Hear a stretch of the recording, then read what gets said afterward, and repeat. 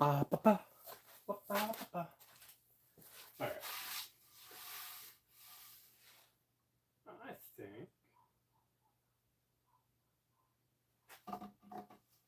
I hit this with some 80 grit.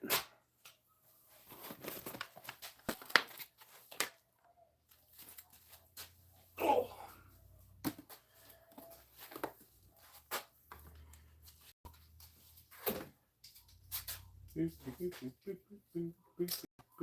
Oh. What up? I swear to God, this is still. What's up, Billy?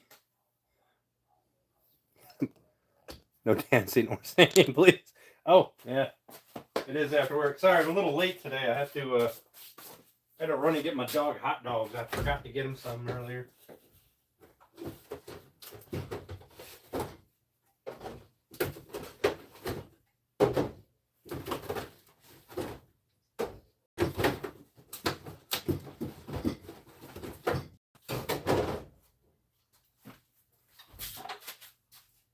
Also, Bex, I took care of that in the disclaimer in the video description. Said I will not be dancing.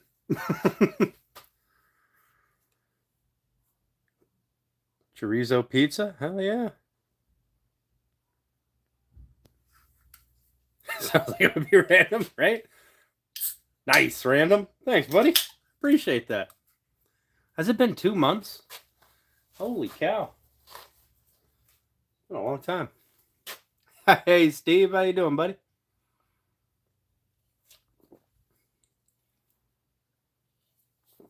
What up, Rumple? How you guys doing today? Everybody's doing good. Y'all want to hear a joke before we get a bunch of people in here?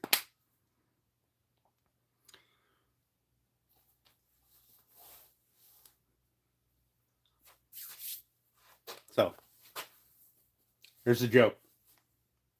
Scientists have finally discovered which position leads to the dumbest kids. To find out, all you got to do is ask your mom.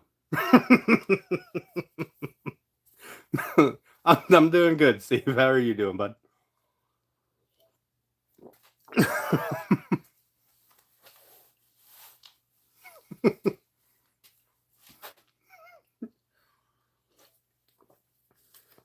It's a funny little joke. I liked it. I liked it a lot. What, Colby? What?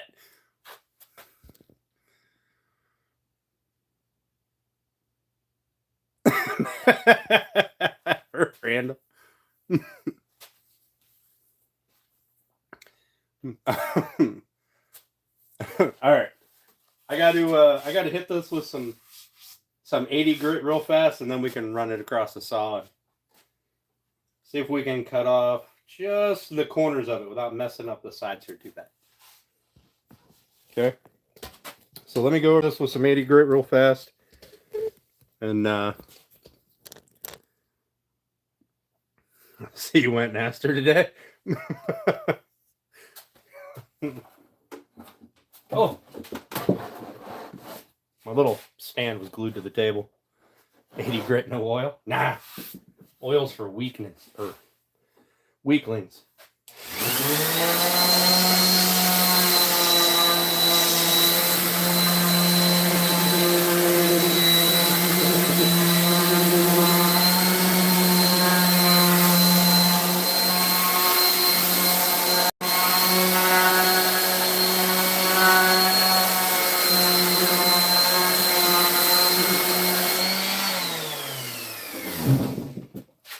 We're just gonna hit the sides real quick, get rid of any little bits that are sticking up so we can run it through the saw.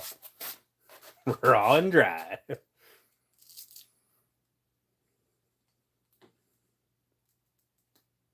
I am fed. That's funny, Rumple. I like it.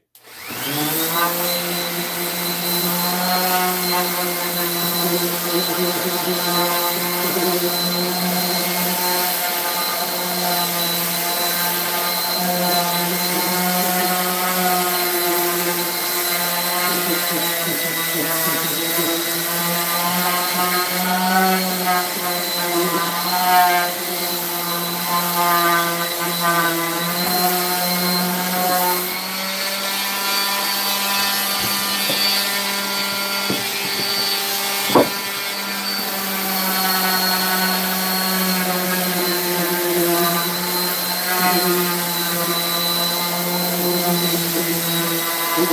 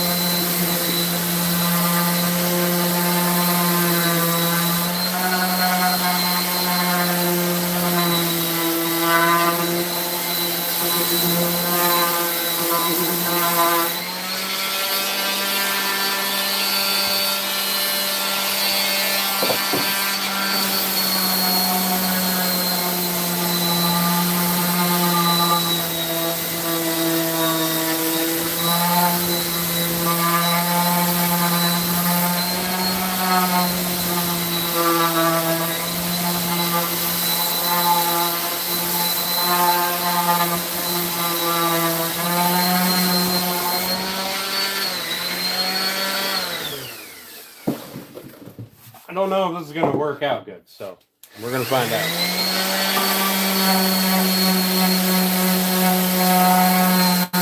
Hurry up, what, Colby?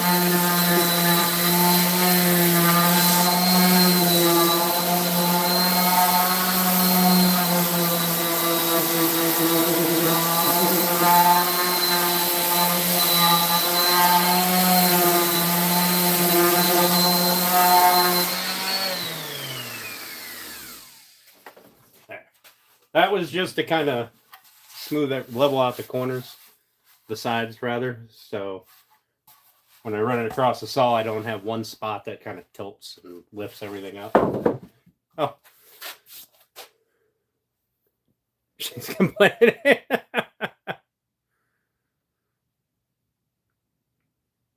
He was veering the conversation towards something, but you derailed it. Hell yeah.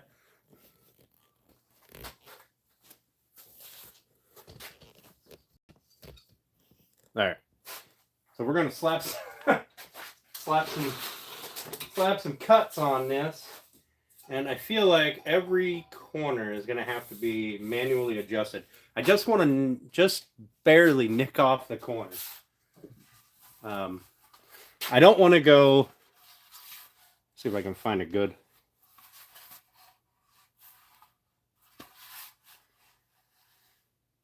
Oh, so I want to go far enough to get rid of that, right? And that, where I hit it with my hammer. But I don't want to go far enough to get rid of this. Okay, that would obviously be too far. So I would just want to nick the corners down, and then we'll see what it looks like.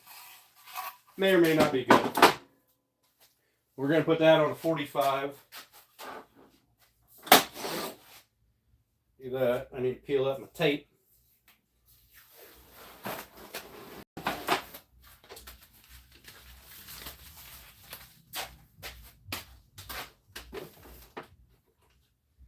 And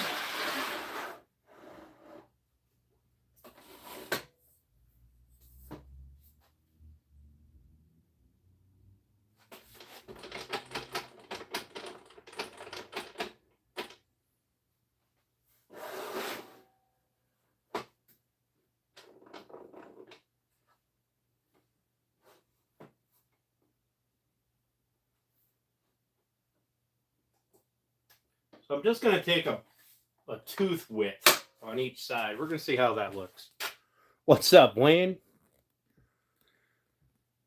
Her Nemo could say that once. What? Hurry up?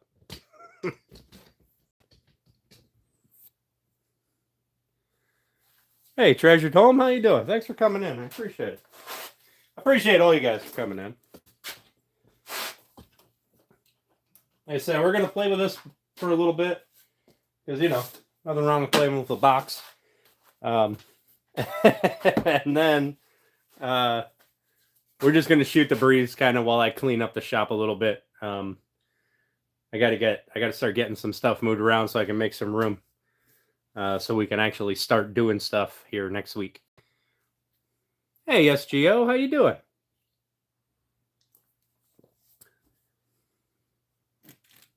Awesome. Hey, Raja. Long time no see, buddy. Hope you're doing well. All right, I'm going to make a bunch of noise. I got like 75 edges to cut here, so I'll be right back with you guys.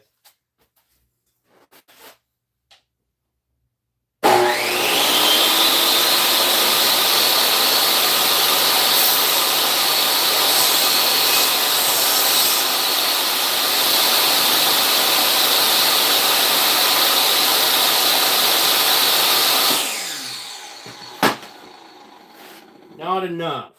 So I come in the blade width plus a 1/16, I think.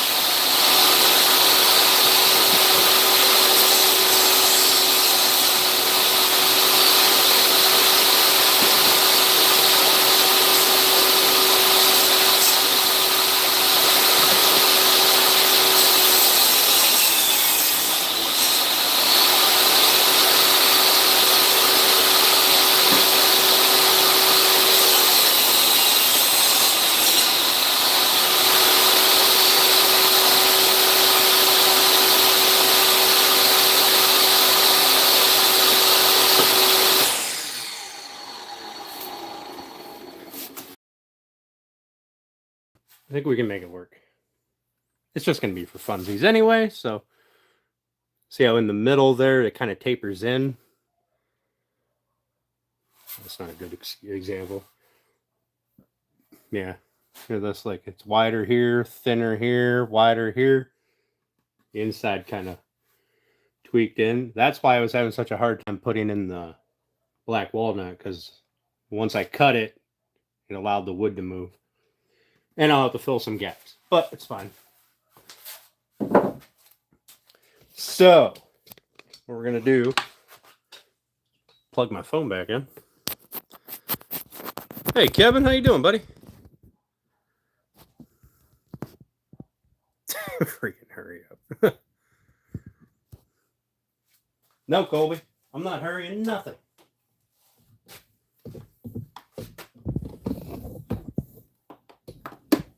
Oh, I guess I probably need this, because I do have to do sanding.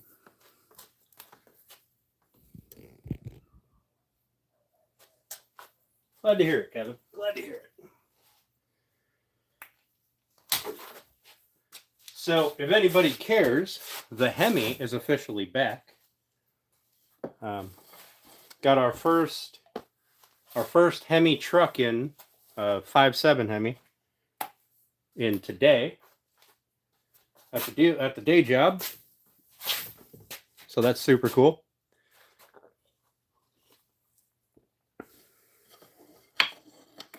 It's part of a protest package because, you know, fuck the EPA. Oh man, that one got way wide. Oh, that's going to be disappointing. That one was my fault. I didn't have it pushed against the fence on that side. That's all right. That can be the bottom. So I think that is the bottom.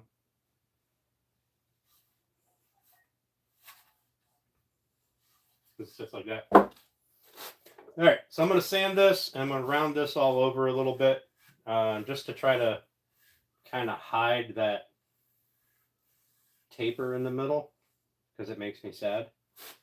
And we're going to see how it looks. So I'm going to hit it with some matey grit. Play with it. Tell you one thing for sure. I will definitely do this a lot differently. Maybe we can get this thing opened up. Cut the top off here shortly. So let me grab my little mat.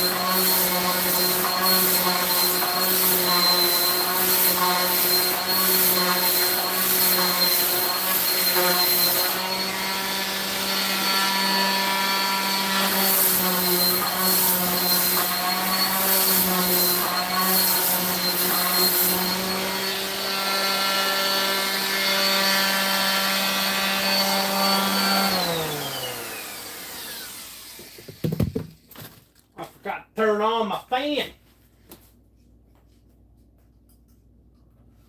Alright. Clear that air out in here a little bit.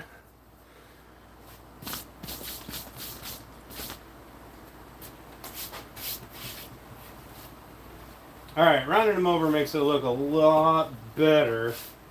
It's not so glaringly obvious that it tapers in the center. So, cool. I do have a lot of spots that I gotta fill, like this piece here, which I'm just gonna use either brown or black CA glue. I got a little bit there. I got a whole bunch of little spots to fill, but got a little bit here, a little bit there.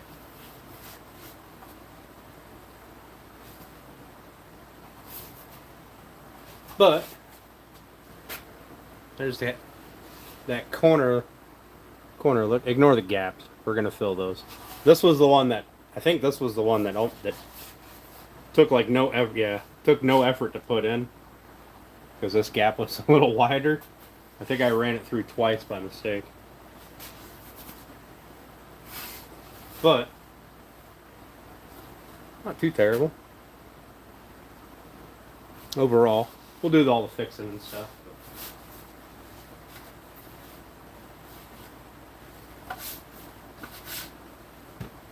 This is going to be a gigantic ass box. That's it. We'll cut the lid off, oh, I don't know, probably 2 inches down.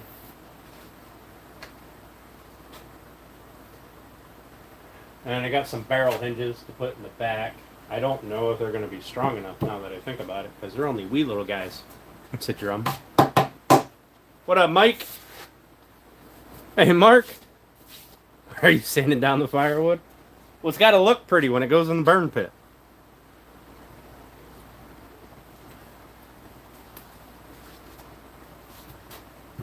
So I'm torn between filling everything and sanding it down to like 180 and then cutting it,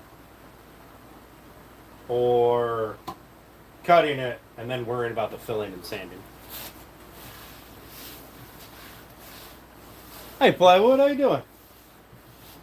Yeah, Mike, it's that time of year. I got a lot of house projects and stuff I got to get done. Plus, work beats the hell out of me.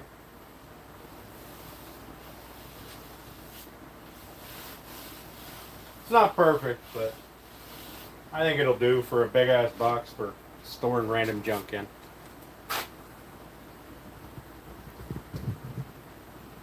Are those lures gonna fit in there? I don't think so. I highly doubt they'll fit in there. But that's alright.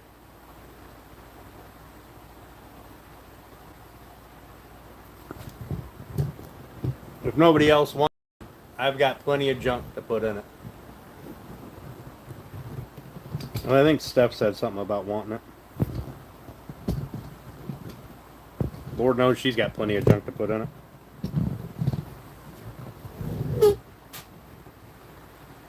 Alright. So. Really torn. Really torn. It probably would be easier to sand it as it is instead of cutting it open. This will be the spot we cut open. Let's cut this side off, right? Yeah.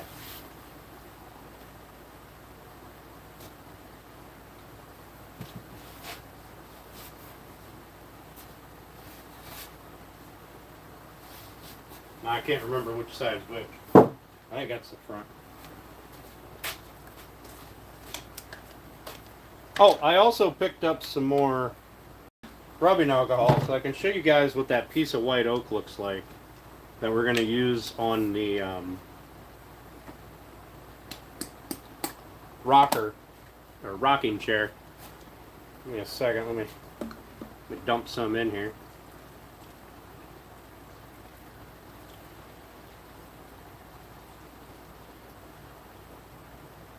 Oh.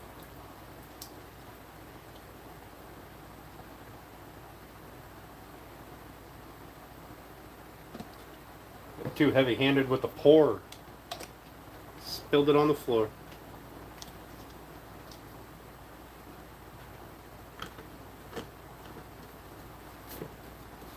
I wonder if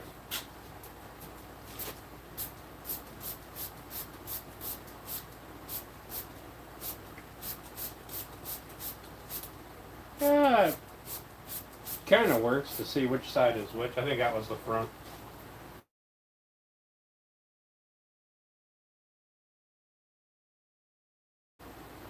Kind of curl going through the purple. Meh, whatever.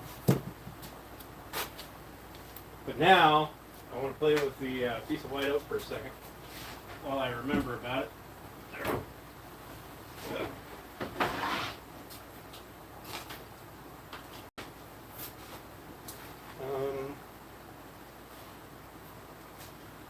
I don't think it rightly matters because it's only 3/4 of an inch thick, so turn this fan off.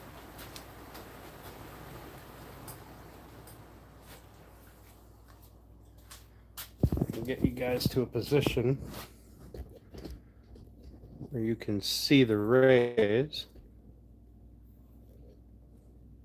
Steph wants everything. Yes, she does.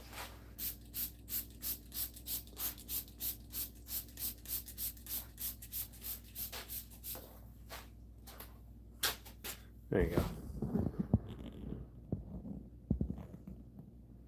I think that'll look really cool.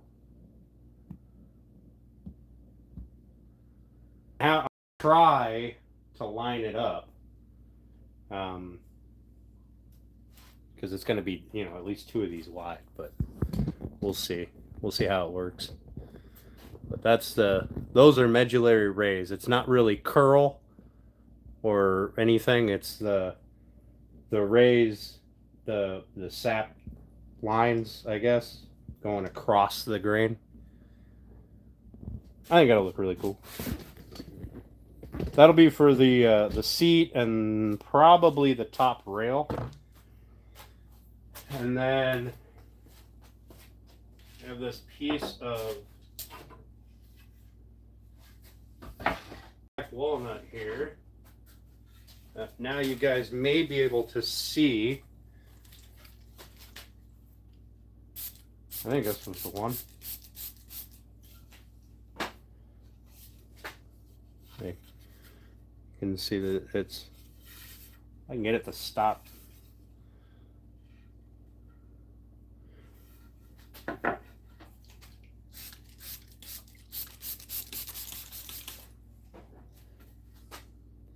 There.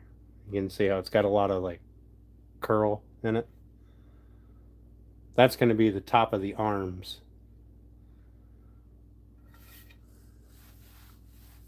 That's tiger oak.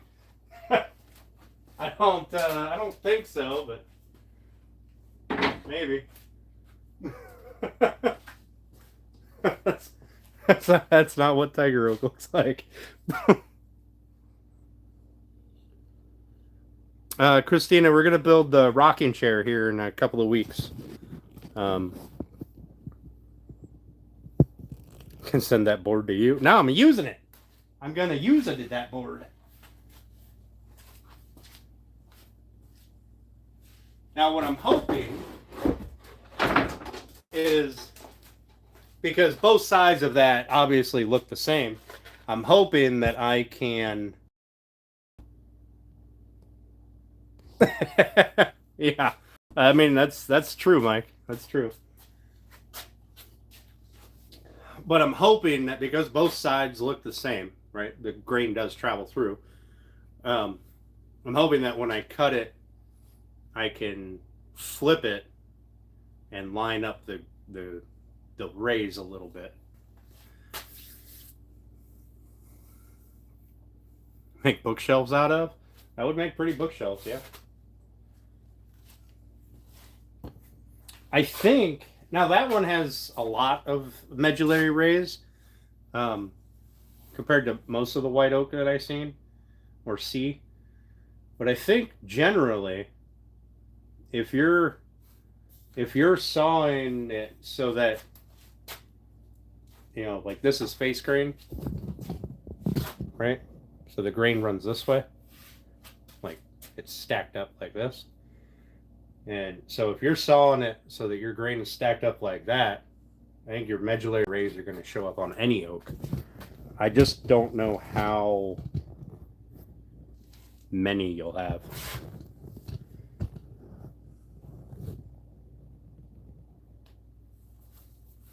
You know what? I don't know.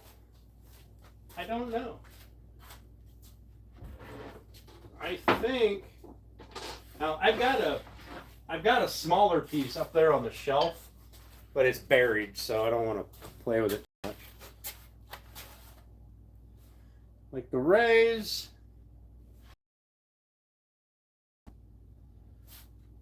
almost. So this grain is going kind of diagonal, right? In a lot of spots, particularly like this area here. And then up there, it's going more that way. Down there, it's going more straight. But it looks pretty similar, at least to my eye, on both sides.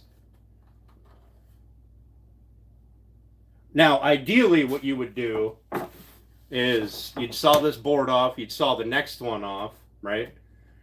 And you would just flip that one. So this ray is going to line up with that ray. Unfortunately, I could not get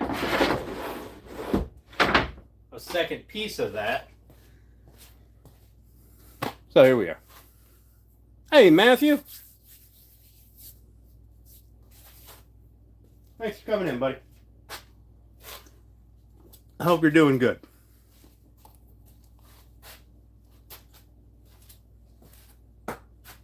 Now, hopefully, my order of white oak that's coming is going to have some of that.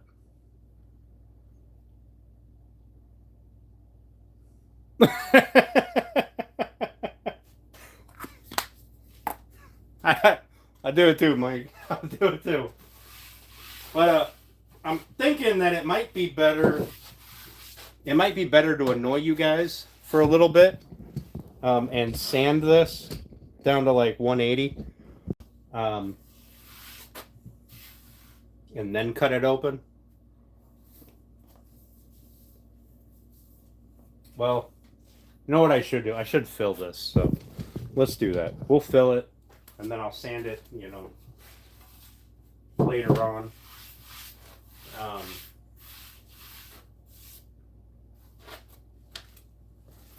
Filling it first would make sense before I go through sanding the hell out of it. Just made a smoothie. Oh yeah.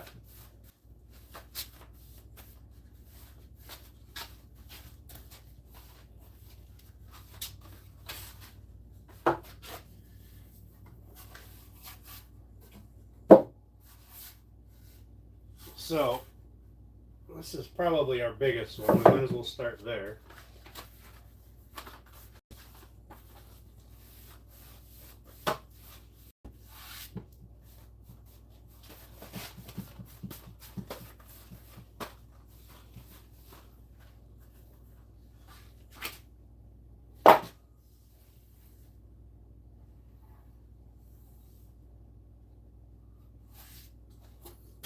Might as well start there.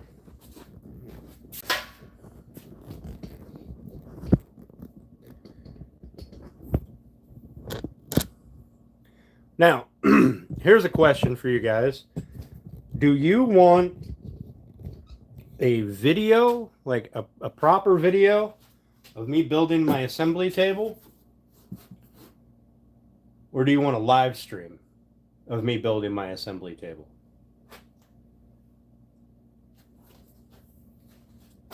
You guys chat amongst yourselves over there.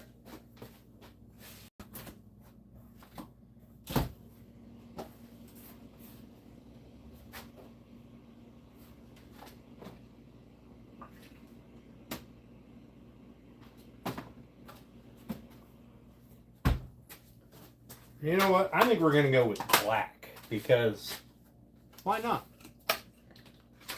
Why not?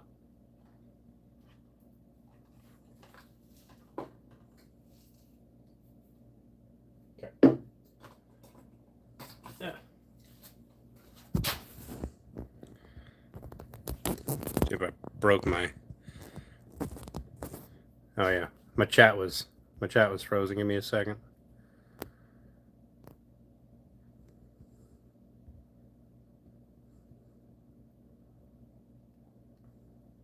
Both? Well, if I do it in live, it'll be live. Yeah, it's been a while since I've done a video. I do have a couple that I'm working on. I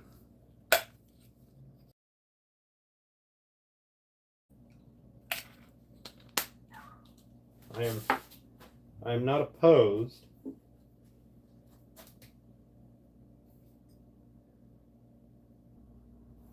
Okay. Am I back now? Am I back? Did I lose? I lost everybody. No. Fucking hell.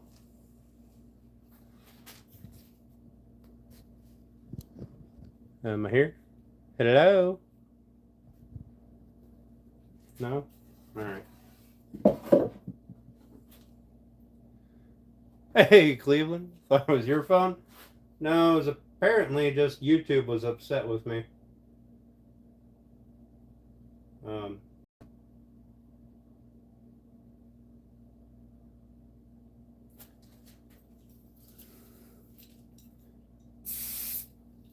my counter went down to 1. I wonder if it just didn't pay attention to who was still here.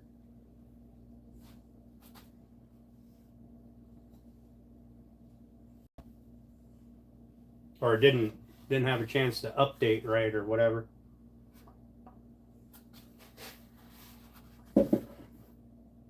Oh.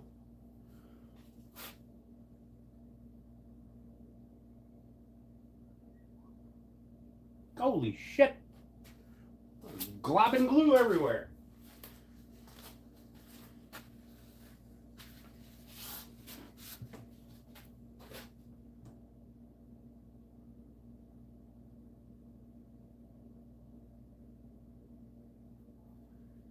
Anyway, I apologize for that interruption.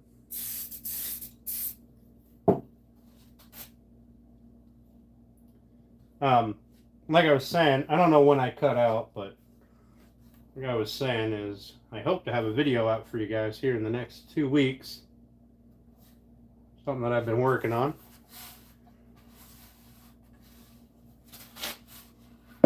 Hopefully it's a decent video.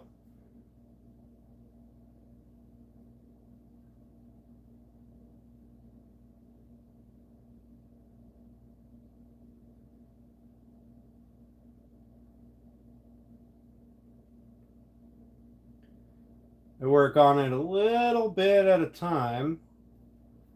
We've got almost all the filming done.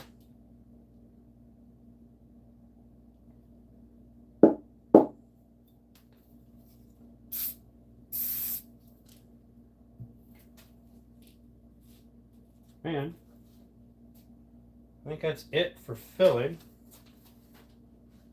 There's still a few little things that I want to film. Oh.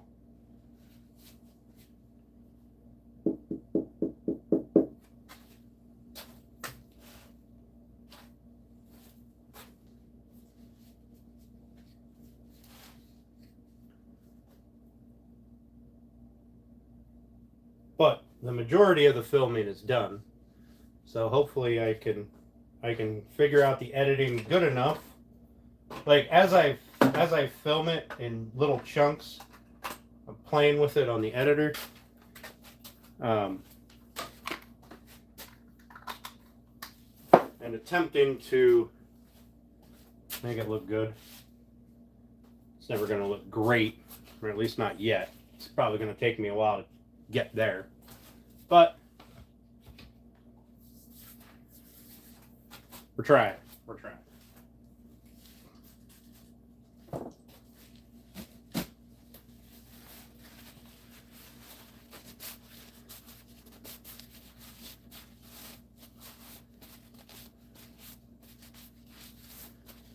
It's looking pretty good. See where you're going with it. And then I've also been playing with this. This stuff has to dry. Some of those are really deep, and that activator doesn't do anything more than surface level. Hey, Paul. Yeah, planers are nice, man. I love that thing. I've been also playing with the bassinet build live streams, getting all that work down to respectable level.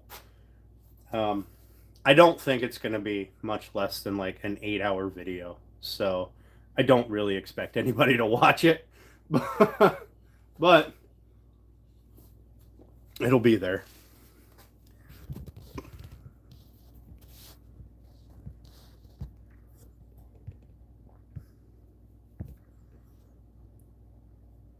Did I lose you guys again? With the bassinet video, I'm cutting out a lot of the stupid stuff and a lot of the chatting and just doing build. And then speeding up a lot of the stuff like sanding, things like that. Which just cutting out the chatting really cuts down on the length.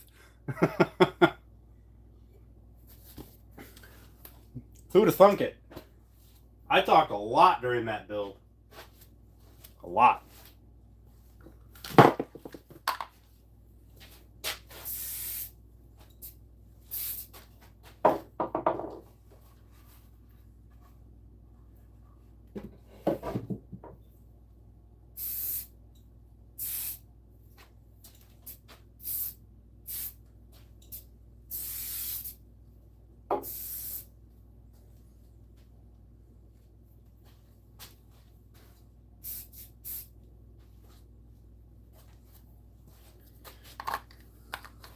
Imagine that. Yeah.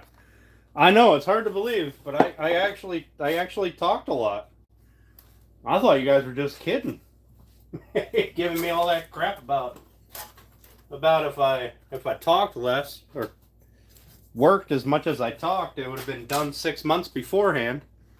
Turns out you weren't wrong.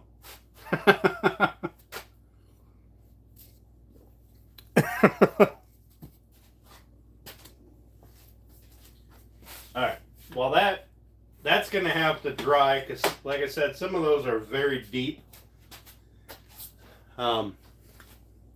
In activator only hits the outside.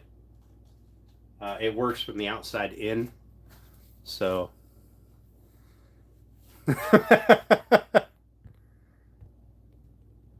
you just talk what's work. Excuse me. As long as there's beer in the fridge, it doesn't matter, right, Robbie? There's beer in the fridge. And it's getting to be about whiskey time, temp-wise.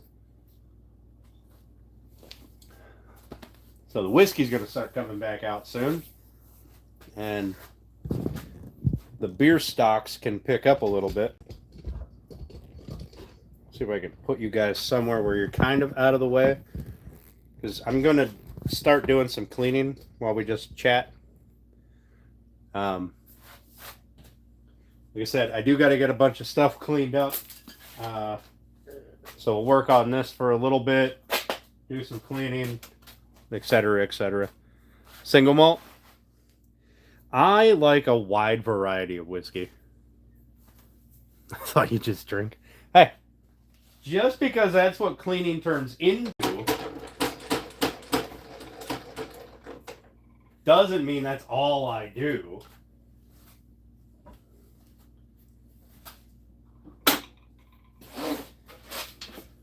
Will this thing sit on this now?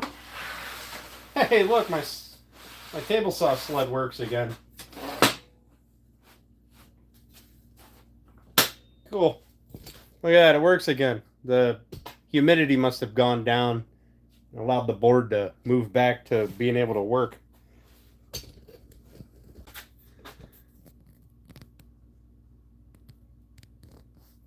Sophie, you're in your wife's way? Yeah, that's about how that works. I put my super glue back in the freezer.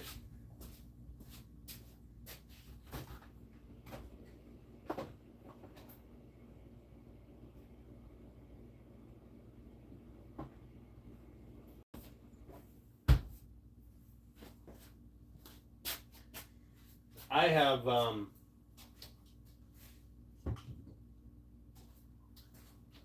lot to clean up.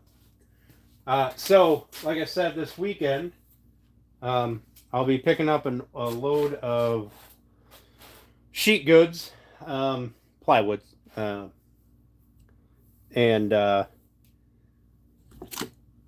that's why that area needs cleaned, because that's where I put my sheet goods.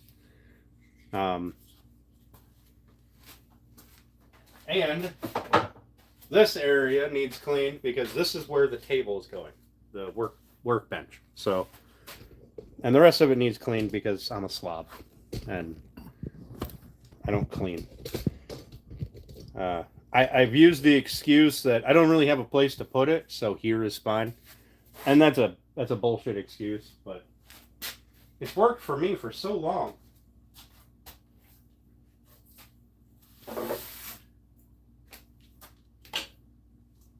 Also, there's all my hoodies. I was looking for my hoodies the other day. Couldn't find one.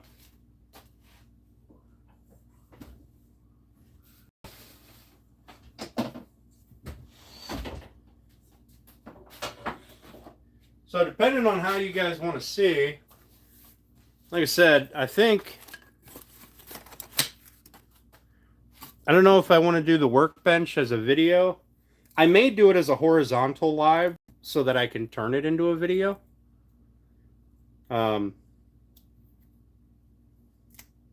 It won't get near the views as a live, but I don't really care about that. So, but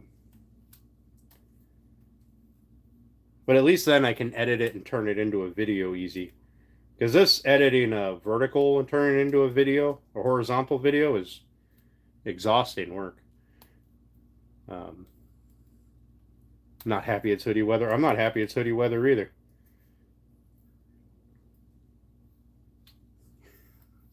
Steph needs more hoodies. Imagine that.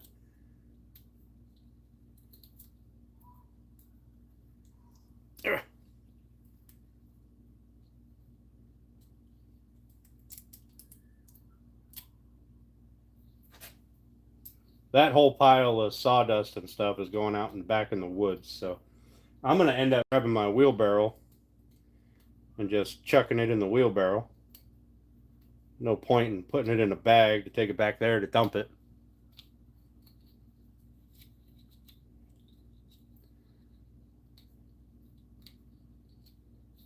Cooking dinner with honey. What the hell dinner were you making with honey? Were they muffins?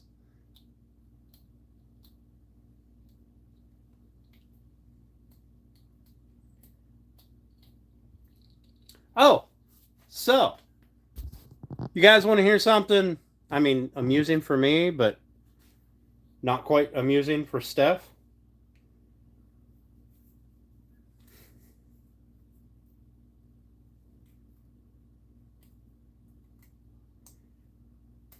On Sunday, after my live, somebody decided to knock over a wooden jewelry stand. I didn't build it. If I did, it would have weighed a lot more. Break a toe. Now she got a flip-flop thing, and it's amusing. I mean, not the broken toe, but the shoe thing.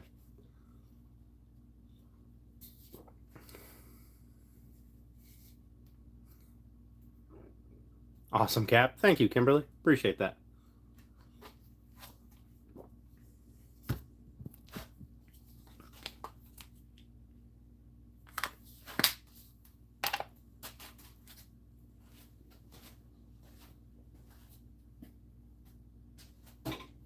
And I should have my glass for that flag case soon. So that'll be good. Hey, Garrett, how you doing, buddy? Not the Sunday shenanigan? No. No, definitely wasn't. Ow. That's super glue on my arm hair. Hey, Walter, how you doing, buddy? I'm not even going to try to pronounce your name. Hi.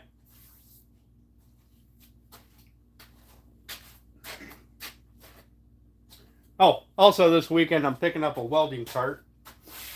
I'm just going to get one from Harbor Freight, you know, or Lowe's, whatever. They're the same damn thing. And they cost the same. So one of these upcoming lives, I'll be playing with the welder. It's another reason I got to get stuff cleaned up.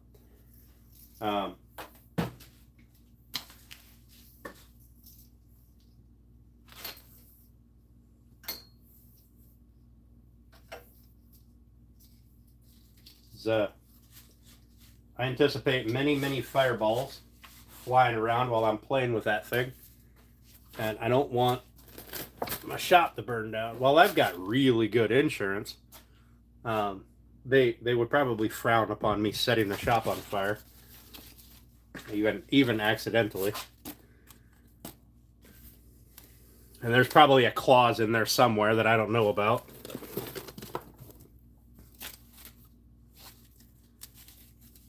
Like fine print somewhere. I'm not allowed to use a welder within 1,000 feet of my property. Something silly. Oh, you guys are just looking at my ugly mug. I'm just over here kind of organizing this, picking up some of this stuff, small stuff.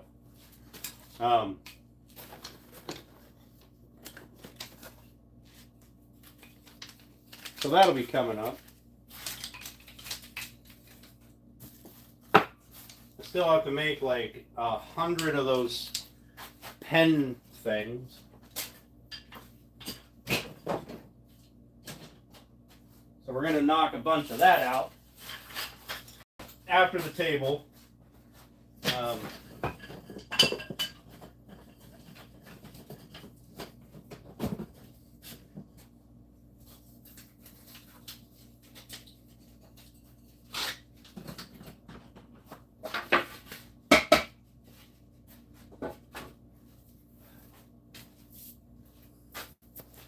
Did my chat freeze again? Or are you guys just not talking?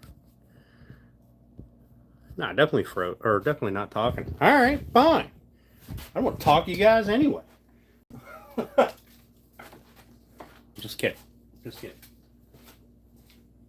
course I want to talk to you. And hopefully, while I'm cleaning up the shop, I will find my nipple mics. They're in a case about yay big. It's about yay big. It's a black case. I can't find it for the life of me. Can't find the damn things. Excuse me.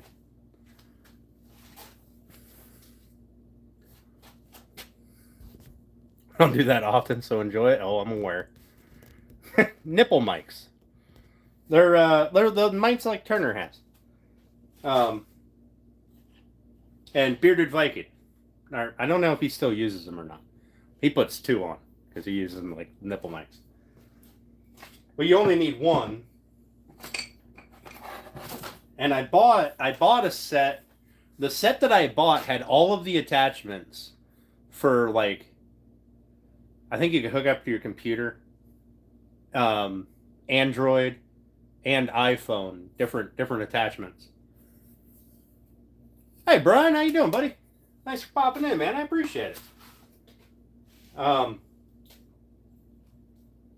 But for the life of me, I can't find them. Like I got them and I was playing with them and I was trying to figure them out and figure out settings and stuff to see if I could run the table saw and it wouldn't be picking up the table saw noise. Like it would kind of get rid of that. And then I got sidetracked and I don't know where I put them. But they're a case, like, I don't know, probably about that size. Right? I mean, this isn't it, but it's a black case about yay big.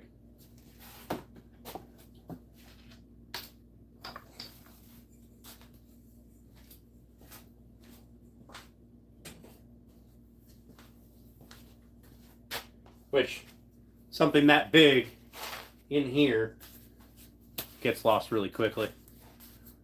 The other side of the track. They're somewhere. They're somewhere. They're not on this table, though. I can promise that. They're not. I know that I put them somewhere where I wouldn't forget where they are. Like, I would see them. And I don't see them. And I hunted all over the house. I hunted in the office. I don't know. They gotta be somewhere. They were like $200 for that set. I bought that particular set because it was on sale. Maybe it was like $160. Whatever. There's a lot to spend on mics to not have them. Hey, Runic, what's up? Probably in the fridge or something stupid. Right, John? Also, how you doing, buddy? They're somewhere stupid. I know it. They've got to be somewhere stupid or I would have found them by now. But I know that as soon as I get another set of mics, I will find them. They'll pop up somewhere. And it'll be somewhere blatantly obvious, like right next to the back door or something like that. Amy Joe, how you doing? My nipple mics. I can't find my nipple mics. They're in a black case about... Oh, fuck, now I can't find that. Here it is. It's a black case about yay big. And I don't know where I put it. I've had them for months now.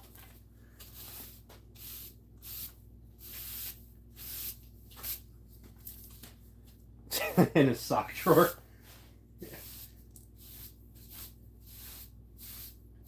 I bet what happened is I put them somewhere so I wouldn't forget where they were, and then I moved them because I was going to do something with them, you know, like start using them, and then I set them down and forgot where that was. They're somewhere. They got to be. I have them. I have the order receipt and the delivery notification. Like, they're here. Sucked up in a dust collector hose? No, I don't have my dust collector hooked up yet. It's another thing we gotta do. I gotta put my power in over there. Well, on the other side of that stuff.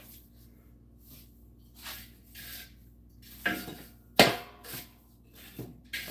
think that I can get my wheelbarrow through the door If not, I'll shovel sawdust outside. Well, I'll put the wheelbarrow out the door and shovel sawdust in there. But what I'm going to do is I'm going to sweep this floor back here first, because I'm just going to throw all this back in the woods. And I'm going to start moving stuff back so I can start getting things cleaned up. Because and we'll have to run the saw again to cut that box, but that won't be dirty dust. That'll, with random screws and metal bits and whatnots in it.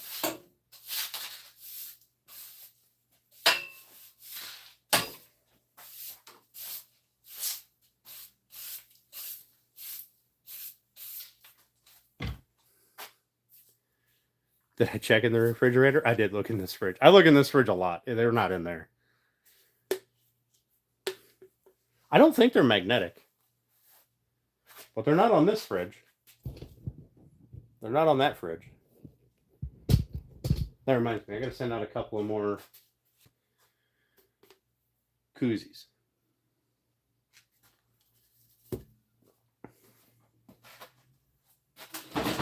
Alright. Let's move you guys, because I'm going to knock you over and then you're going to be looking at my butt.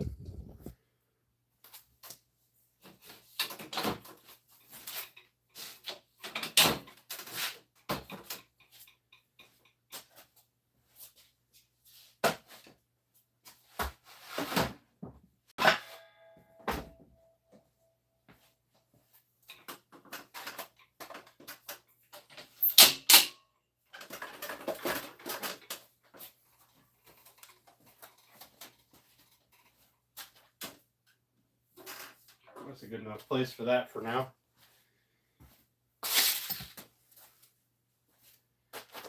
And I'll move this back there too, just because.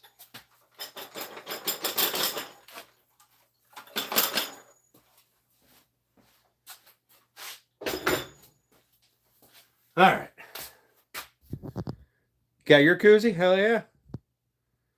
Why am I being slow? It's what I do. Maybe you'll see my mics. Yeah, maybe. But they're not under there. I'm not even sure they're out here. Like, I looked through the toolbox. There's the oxygen tank. That's 75 carbon dioxide, 25 argon.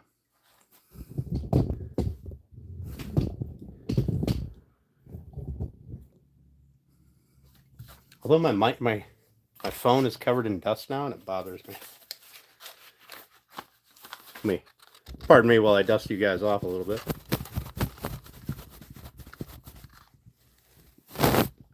Look at that. Shiny and clean. I also lost 2 gallons of wood glue. They're probably with the mics.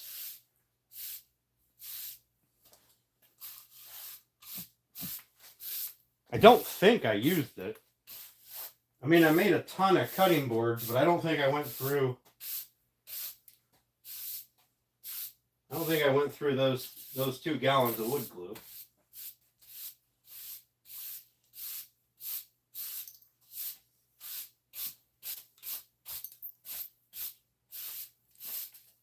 I mean, I could be wrong. You've seen how much glue I use on the cutting boards.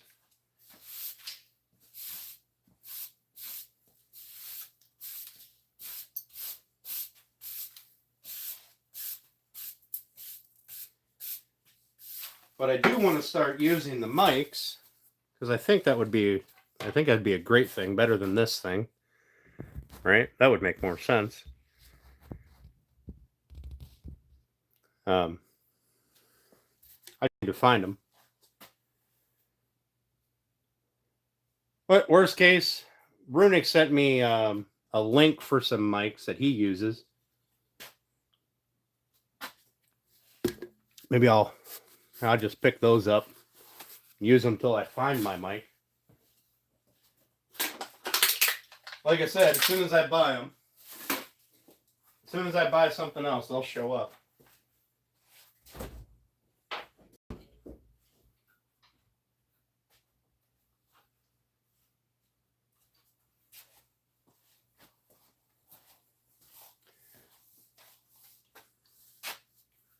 Am I doing a little dance?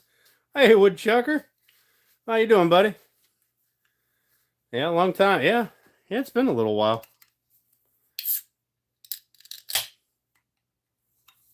Rode wireless mic 2s. Okay. No. No, Velato, not doing a little dance. You guys know the song, though, right?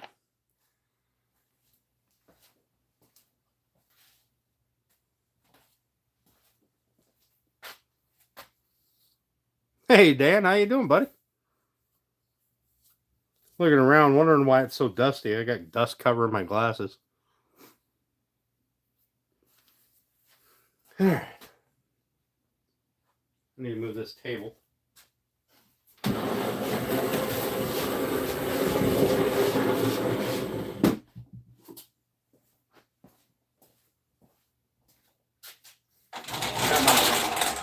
my little rolly chair.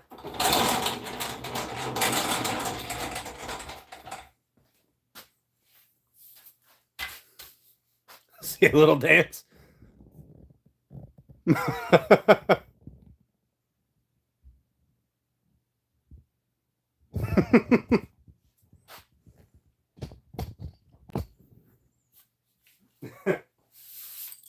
No, I'm not a dancer. Although I do know how to ballroom dance and a couple of other dances. I took a course or a class or whatever you want to call it. Proper dancing.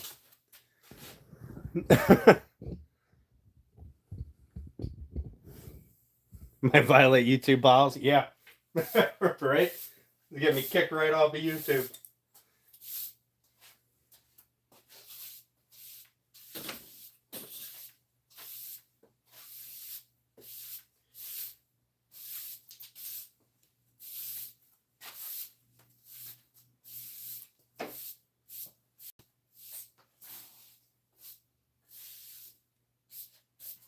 Another thing that I want to do before winter, hopefully, is I need to build my new door.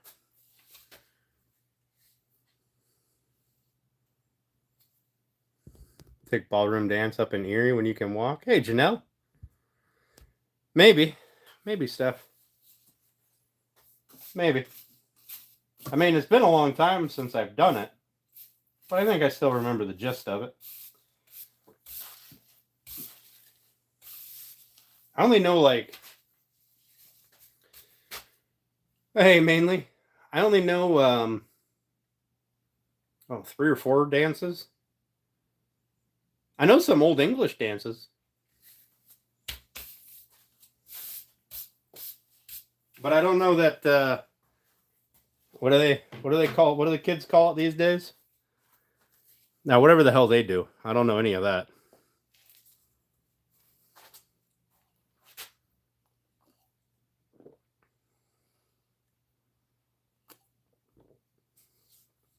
Nice. I know foxtrot. Cha-cha, I am no good at cha-cha. I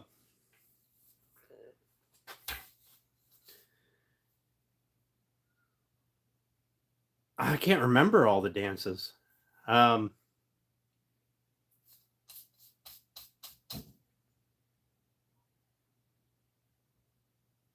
like 3 or 4, other than cha-cha.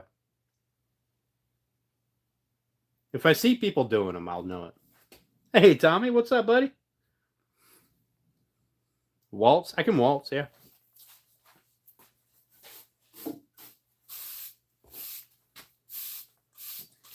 I was interested in doing proper dancing a long time ago. Mainly because, you know, Salsa? No, I don't do salsa. Fuck that. I can't move like that. I'm too old for that.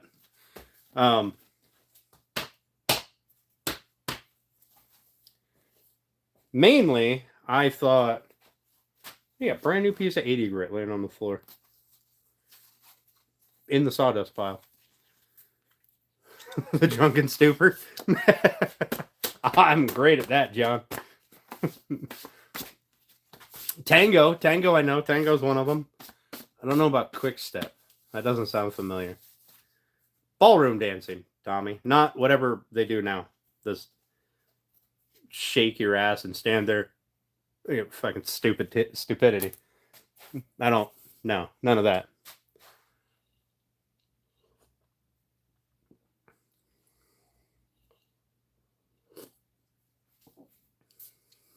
No, it's definitely not. It's like some weird mating ritual you'd see in some group of primates or something. What are them ones with the big bright red butts? That's what they look like in the clubs.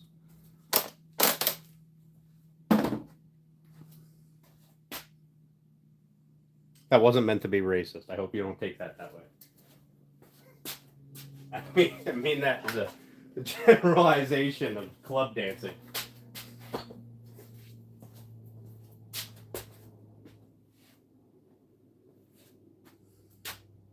Baboons? Yeah.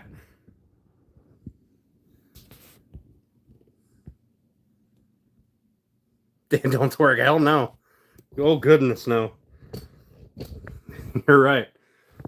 Thank the old gods and the new that I don't twerk. I ain't got the cheeks for twerking. So.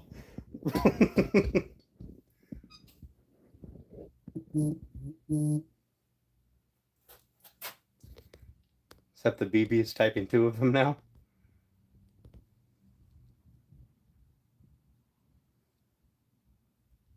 Yeah, Tommy? The stupa. Shop looks clean. Electric slab? No, hell no. I'll fall on my ass.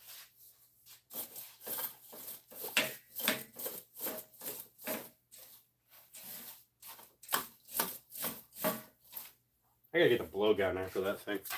I have shot all my shavings from the planer right into that saw.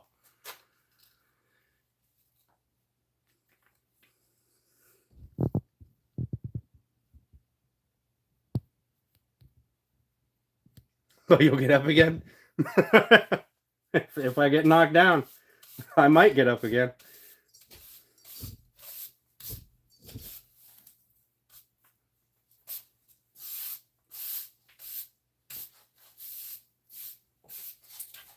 Oh, Lordy.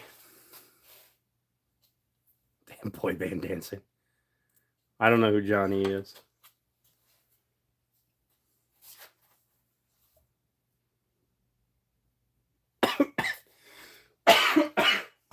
Goodness. On the bright side, since building a fence season seems to be coming to an end, maybe I'll be able to get some more cedar fence pickets and finish my walls. You know, now that those people using them for what they're actually intended for are going to be about done using them. The nerve of those people. I still have no idea why I got that pallet. I have no idea why I have that. No idea. I grabbed it because I had an idea, and now I don't know what it was.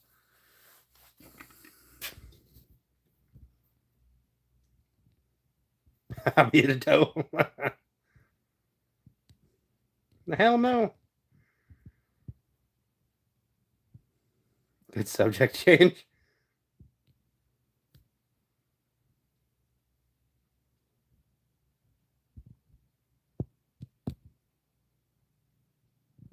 Good firewood pellet. That's what it's going to end up being. It's going to end up being a firewood pellet because I don't know what I had intended for it. Or what idea I had for. I've just been moving it around. Just moved it from over there to over there. And then moved it over there. And then moved it back over there. Now it's over here. I think it's going to go in the fire pit.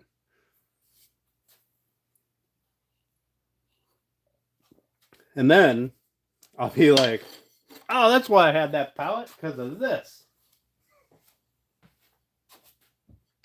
And then I won't have it anymore. It's a pretty stout pallet, too.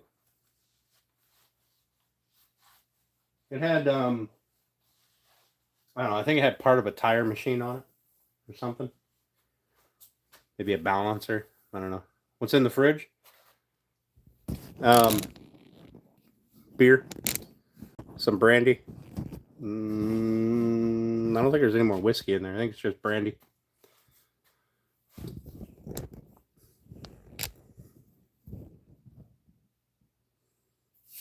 Hey, Woodchucker, have a good one, buddy.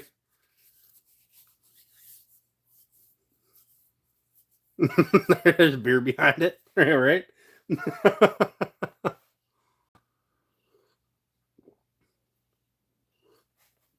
Nah, Christian Brothers brandy, I believe. Yep. Bunch of beer, a couple of waters. Yeah, just some Christian Brothers brandy. I don't drink it very often. It's not very low.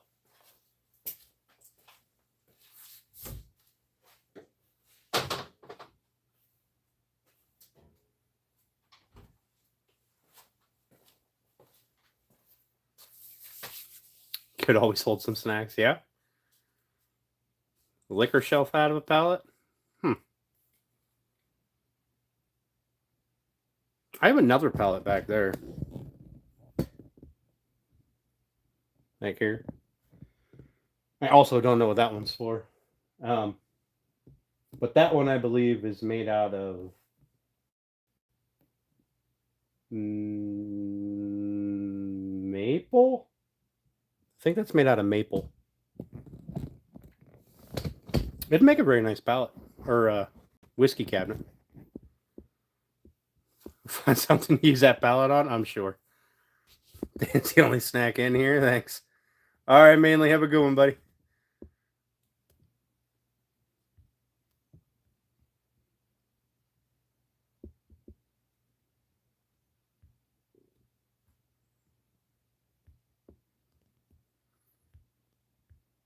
Allen's Coffee Brandy is Maine's most drank alcohol. I'm going to have to try it. What's it taste like? Does it taste like coffee? Yeah. Yeah. Steph has lots of time to find me pallets or projects. You know what I do got to do is I have to get more fuel for the mower.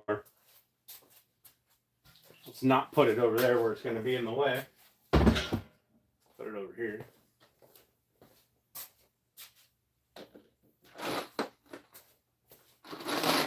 So what's left out of my box of deck screws. Makes me sad. Something like 1,000 screws in there. I didn't realize how many screws it took to put a deck down. You know, when you're putting 2 screws in every, 16-ish inches, you can go through screws pretty quick.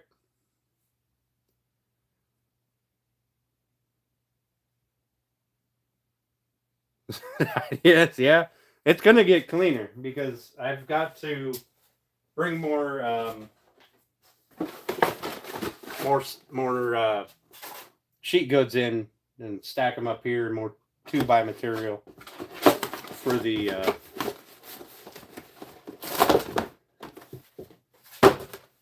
for the upcoming shop builds. That'll be this weekend that I get that. Those pressure treated boards were only in here to dry. So this weekend I'll be using those. That's for a house project.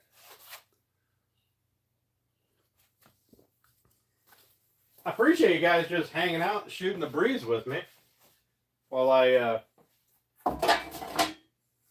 do this. I mean, I know this isn't the most amazing thing in the world, but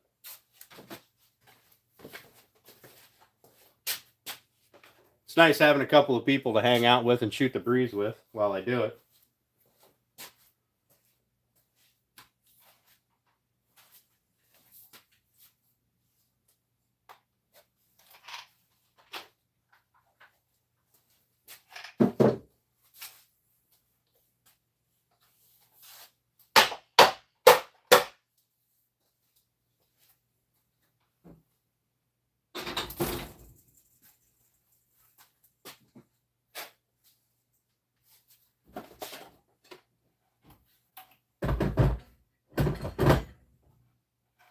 There you go on the charger. My best live so far. Yeah. It's the most productive live so far. Hey, Treasured Home, how you doing? Weed eater. Yeah, but that one's a 60 volt, and I can take this bit off, and I have a like a chainsaw thing back there, and something else. I think an edger.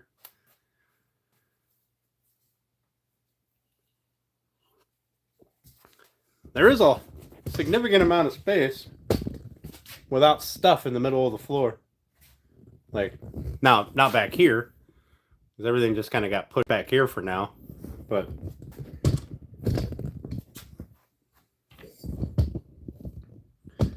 I've also got to get my clamps picked up. I got to stop and pick up more clamps at Harbor. Oh, goodness. At Harbor Freight this weekend.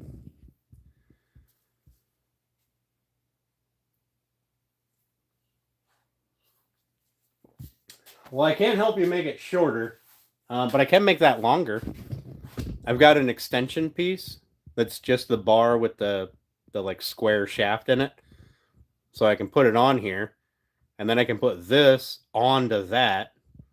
So I can make it like an extra 3 feet longer. I don't know why somebody would need to do that, but I'm pretty sure it's just for the pole saw attachment. You know, if you need an extra 3 feet or whatever. Come over and mess it up. Excuse me. You'd have to clean it first.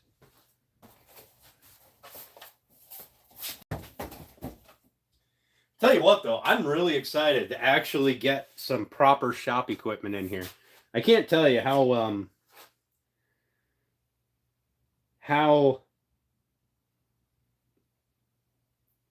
kind of disappointing it is to build everything on this little table, this little countertop slap together thing. I mean, it works, but it'll be nice to have a proper table. Put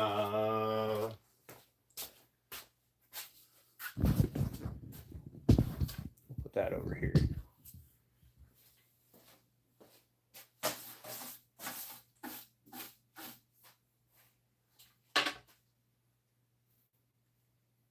Actually, I think, yeah, aside from those two slabs and these,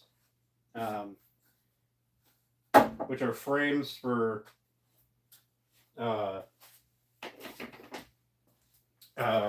cornhole boards, aside from that, I'll be good to put my sheet goods in here.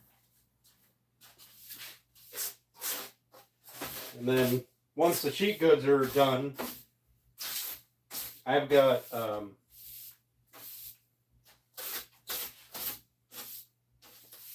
plan for the garage door here, because I still need to be able to use the door. So I'm not going to just board it up, but we're going to put 1/4 inch 1/4-inch plywood strips on it and attach them to those little ribs there because that's insulation. We'll attach it to these little ribs at the top and bottom of each panel, then go full length or width. And I'm gonna paint different ones. They have dry erase paint, and they have chalk paint, and they have magnetic paint. So I'm gonna paint different squares. Like the top will be magnetic paint, and the middle and the bottom.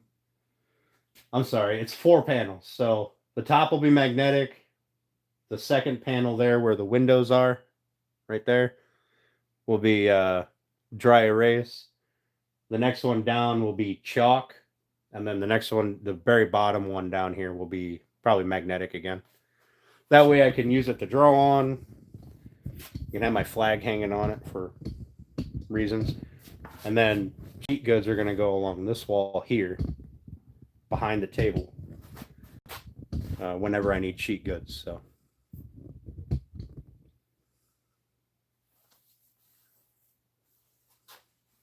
That's the plan with that. I'm going to use some of that 1/4-inch like Luan and put it up there. I think this garage door opener is overpowered for this door, so I shouldn't have a problem lifting up, another 2 sheets of 1/4-inch plywood.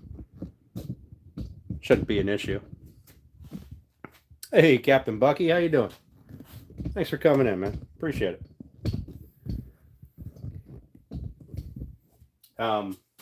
But I need to get all my claims picked up. They still need to go through and get cleaned. I'm going to have to do that very soon. But my work table, I'm super excited about doing the workbench. Cork panels. Oh, I could do cork, couldn't I? I could do maybe a dry erase on this half, right? From this bar over. Do dry erase, do cork here, and do chalk still on this bottom one. I don't even know if I want to do the chalk. So maybe I'll just do the dry erase like these 2 panels, and then do cork on these 2. If I can find sheets of cork big enough. Yeah, that's not a half bad idea. Yeah, that's not a half bad idea at all. Because then I can hang up, papers and cards and notes and stuff instead of writing them on there.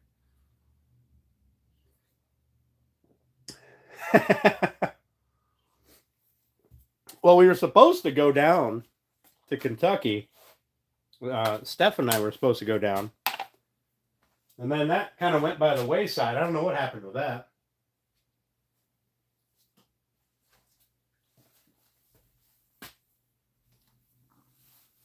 Oh, yeah. Yeah, I don't even need to buy cork panels. I could just get I just get the boards. I bet I can find some that are this distance. But I want to put magnetic on the top, at least. If not, also on the bottom. So that way I can, hang stuff on it, because why not? And I can put my flags up with magnets.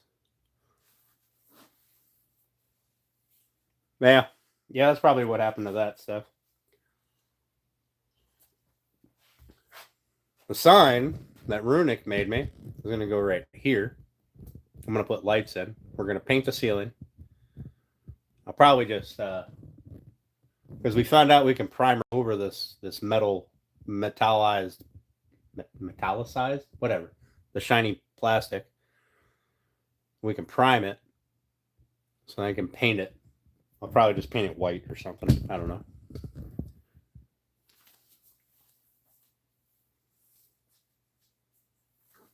You know what? I can do that too. I don't have to get the dry erase paint. I could just get dry erase boards and put them up. Yeah, that's not a half bad idea, because the paint would be... the paint is a whole process. It's like 4 layers of stuff you got to use. And I haven't bought it yet, so I'm not out any money.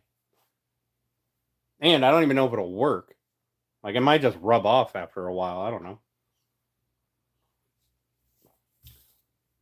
Hell, for that matter, I could get a piece of plexiglass. Or it doesn't, piece of, not plexiglass, the colored stuff. Oh, for the love of Pete.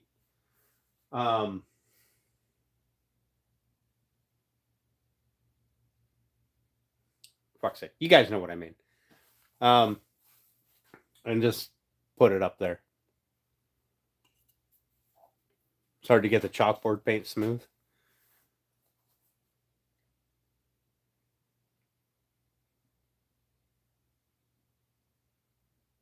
Yeah, a piece of acrylic or whatever. I can just cut a piece, put up. I can paint the back of it. It could be clear. I can paint the back of it black or teal or whatever color I want.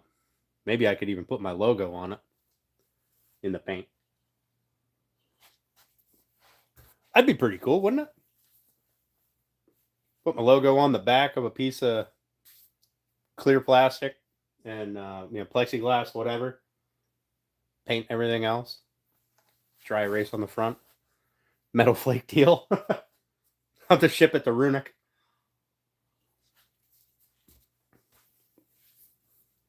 That would be pretty cool. All right, no idea. I'm gonna work with that. I'm gonna figure that out because that's gonna be all open. So I'm not gonna put anything over there anymore, other than like temporary storage. Like I have 2x4s right now stacked up there. That's just gonna be like where I put stuff temporarily. I'm not gonna keep anything in front of that door most times. I have space available on my schedule. I thought you were doing a truck.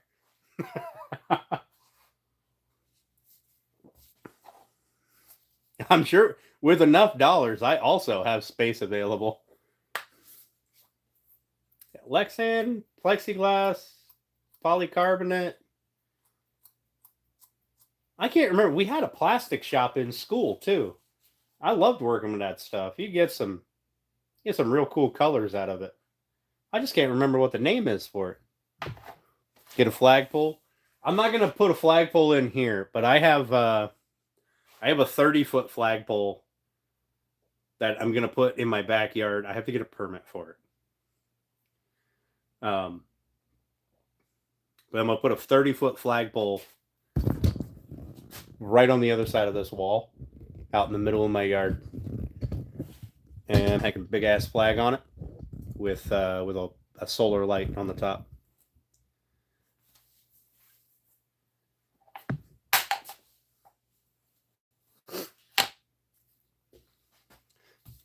You know what, Runic? Can you cut? I mean, I'm sure I can have somebody cut it.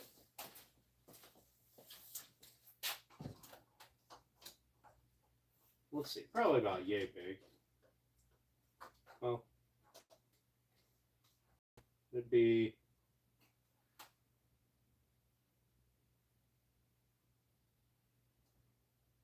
19 3/8.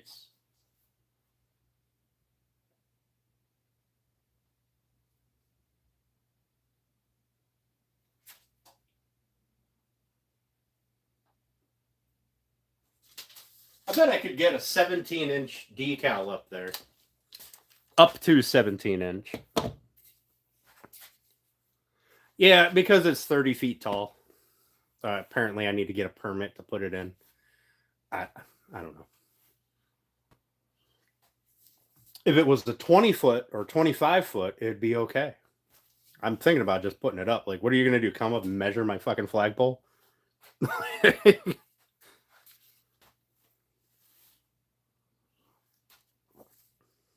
I think I can get up to a 17-inch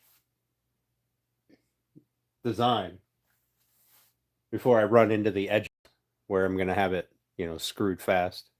What state am I in? PA. I'm just in a shitty town. They want money. That's what my town wants. Oh yeah, nice. Put a 5-foot berm around it. 15-foot wide or 15-inch wide. Nice. Nice. I might have you. I might text you. Because that'd be pretty cool. If I could put a vinyl on the back and then just paint the rest of it, even if it's just a white vinyl or a black vinyl or whatever, and paint the rest of it, I think I'd get much more customization out of it. You live in one of those towns? Yeah. Town that wants permits for everything because they're broke as shit. They want everybody else to pay for everything. Yeah, I looked it up. It was like, I mean, it's a $50 permit, whatever. And then I guess they got to come out and inspect the hole that I put in for the post. I'm sure they're just thinking like, if I put it out here, it's not 30 feet to my neighbor's yard, and it won't be. Well, it might be 30 feet to the house, but it'll land on the deck if it falls that way. Hole inspector, yeah. Like, I'm sure that's what the logic behind it is, but I know the logic is I want money. Can't justify my job if I'm not making you do stupid shit.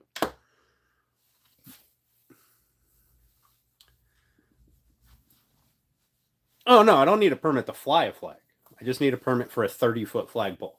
That's it. They specifically say 30 feet and above.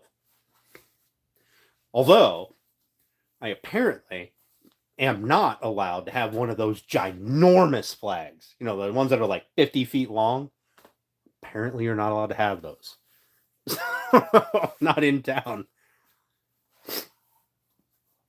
The 25-foot pole was like $50 less.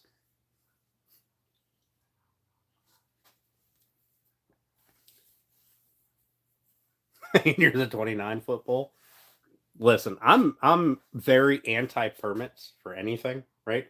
Like, I know if you're doing wiring in your house or plumbing or whatever, having it inspected, that's a solid thing, right? That's intelligent. Because Jimmy John down the street, he doesn't know shit. He's just in there like connecting little 1-foot wires with wire nuts behind his walls, and his house burns down, right? But when it comes to like your property, I think you should be able to do whatever you want. So I may just put it up.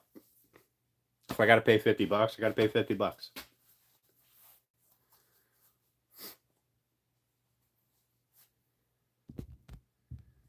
Oh my goodness, Woodlot.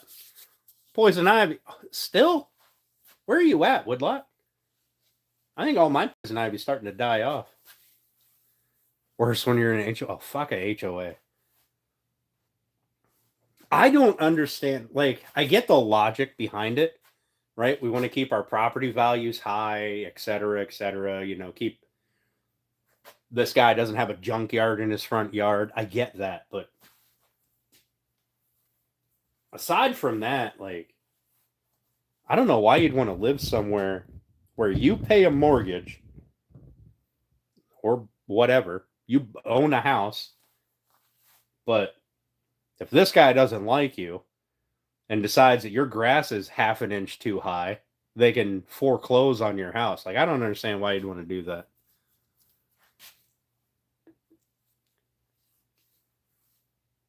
New Jersey, it's all over your sister's farm. Oh, goodness. You told yourself, go ahead, put it in.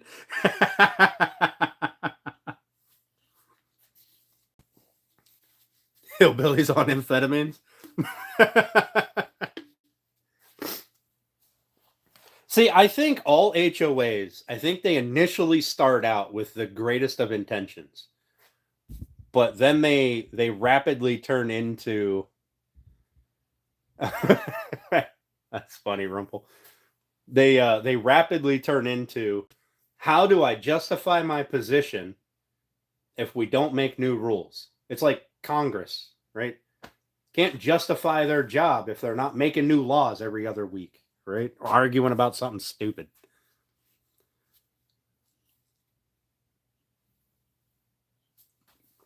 Or you get a bunch of petty fucking old people who decide they don't like this guy, so they're going to make a bunch of rules because he's got purple flowers in front of his house, and now that's not okay because she doesn't like the color purple, and he told her to fucking bite him one time or something stupid.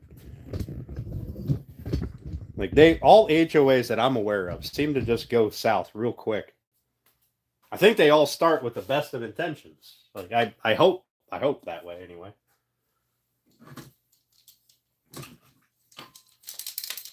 I can tell you one thing for sure. If this place ever goes with an HOA, I'm sure as hell not going to be in it. Come down and see. Do I have to fight through the hillbillies?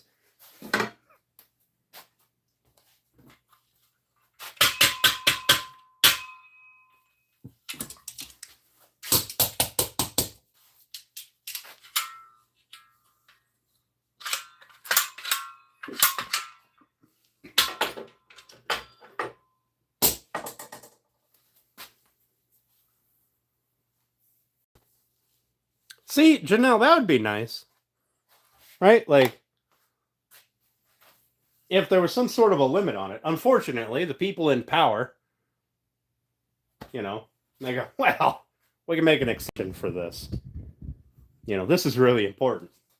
Your swimming pool is a different color. We don't like it. Whatever. I don't know much about HOAs. I only see the bad stuff on, the interwebs.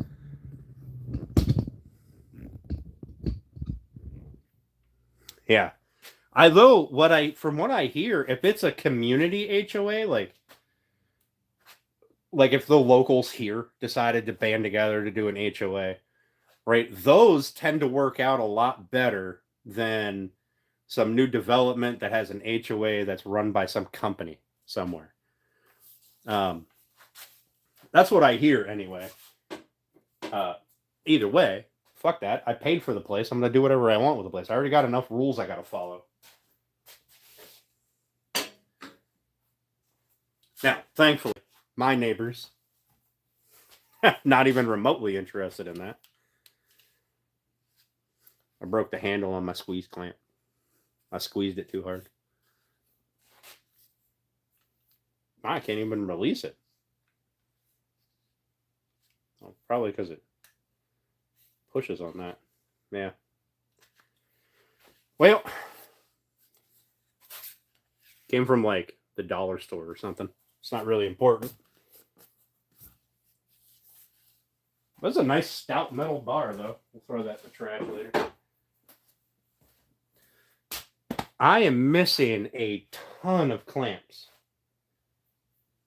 I don't know where they all are.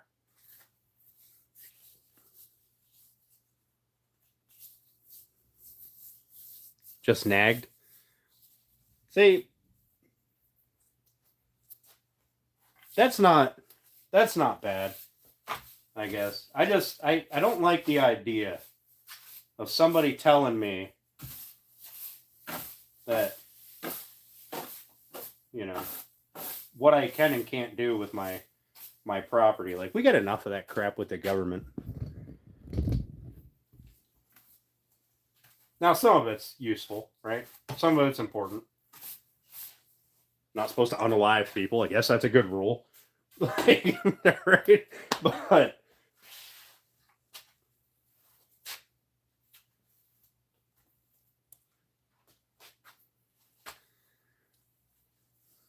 got tired of hearing about clamps.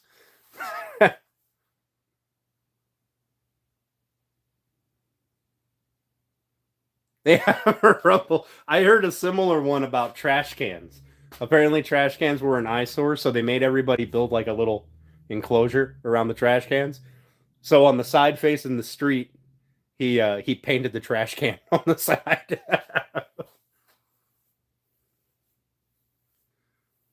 Oh, yeah. I think I'd probably be. I wonder if they still tried to make somebody pay the fines or whatever.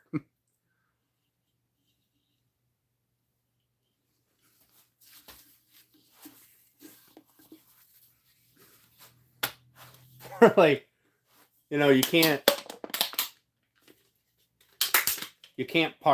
have people parked in front of your house. Like, if you're having, I don't know, a party or whatever, there's a car in the front of your house. Like, I don't know. I only ever hear the bad stuff, right? Because I don't live in an HOA. I have no intentions of it.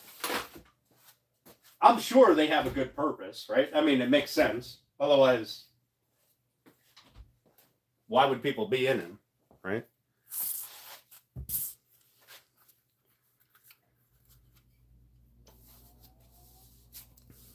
But I am that level of petty. Like, oh, you want me to hide this because it's an eyesore?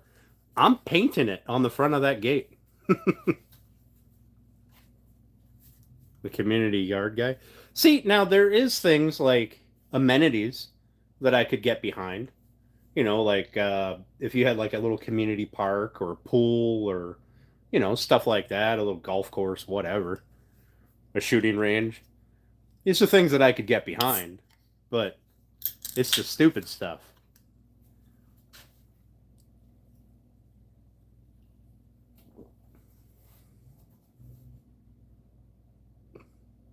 Haven't paid your due. See, that's the shit that is stupid, right?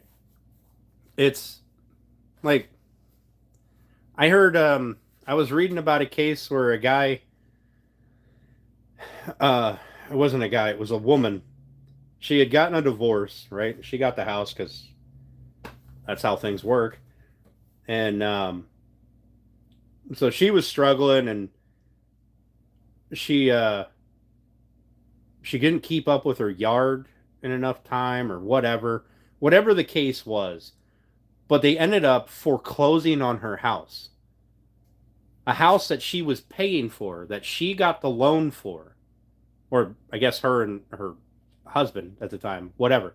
But a house that the HOA had nothing to do with, like, enforcing you to pay fines, or you're gonna lose your house, right? Like, that's the kind of shit that doesn't sit right with me.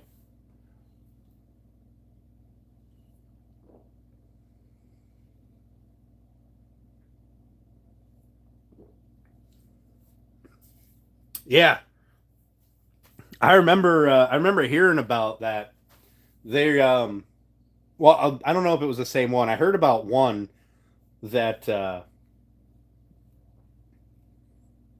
they tried telling somebody they couldn't fly an American flag, but they could fly any of the other flags. Like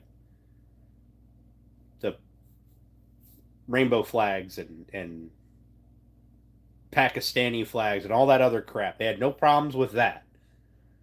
But they had a problem with a vet flying an American flag. And once they made a big deal out of it, everybody was flying American flags. And, I mean, there's strength in numbers.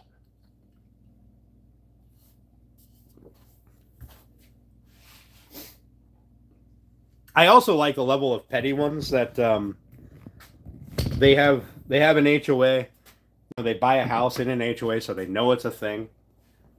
And then they just slowly work their way up to be leadership of that HOA, whatever the board or president or whatever is, and then slowly eat away at it. Because, when you're important, I guess you're immune to the rules.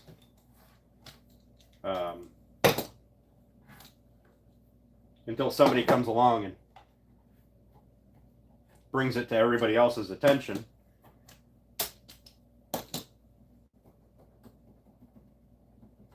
I do enjoy reading those stories.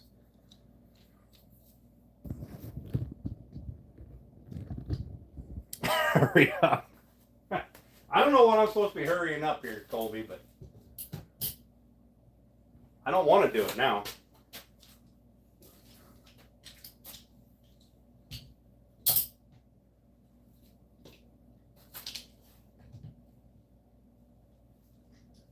If anybody ever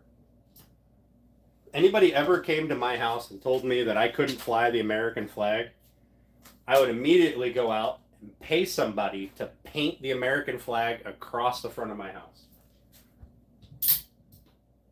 And my garage door, because you can see that from the street.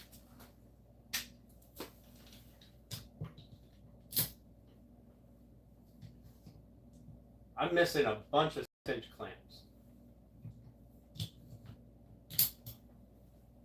I only have 5 of them up there. 6 of them up there.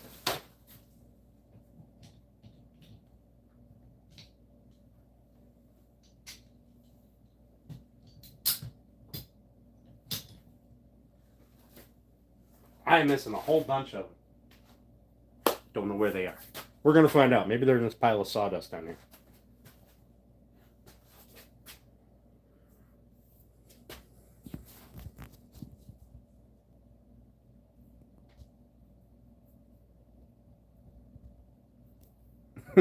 Scotty, I think I'm doing pretty good, buddy. I appreciate the offer, though.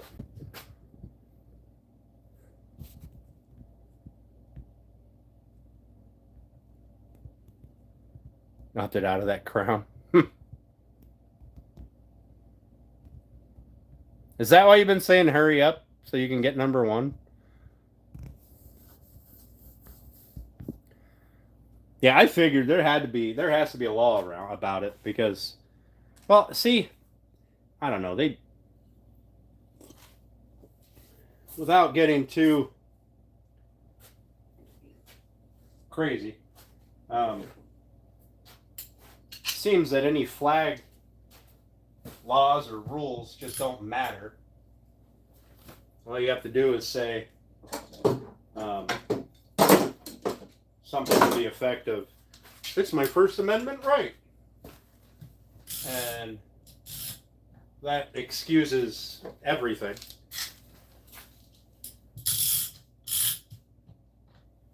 Only when it's the American flag, which is what bugs me about it. It's like, here's the thing. If I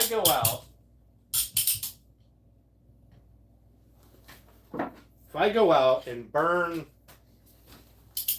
any of the other flags, somebody's going to come after me for a hate crime. But I can stand out here and I can burn all the American flags that I want, and it's fine.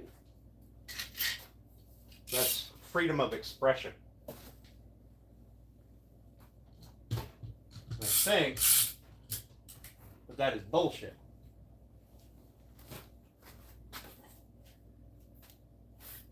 If it's good for the goose, it's good for the gander. And there's no 2 ways about it. Like, that's just the way it is. Or the way it should be.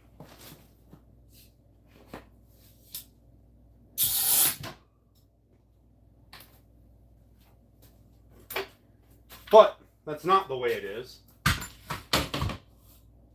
Apparently.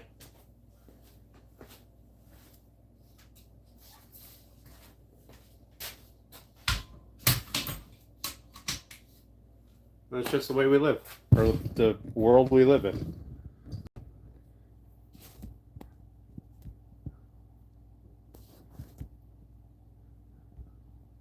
Hurry up and get the shop spiffy. I agree, Janelle. I agree. Raise your XP.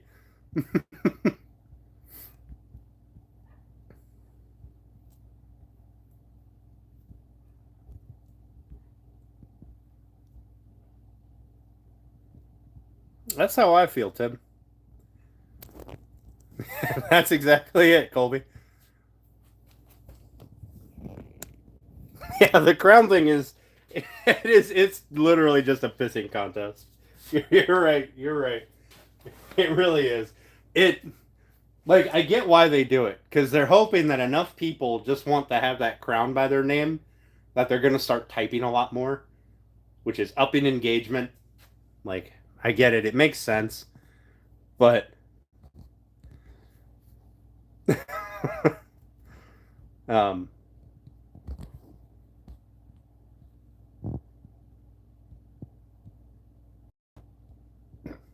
excuse me.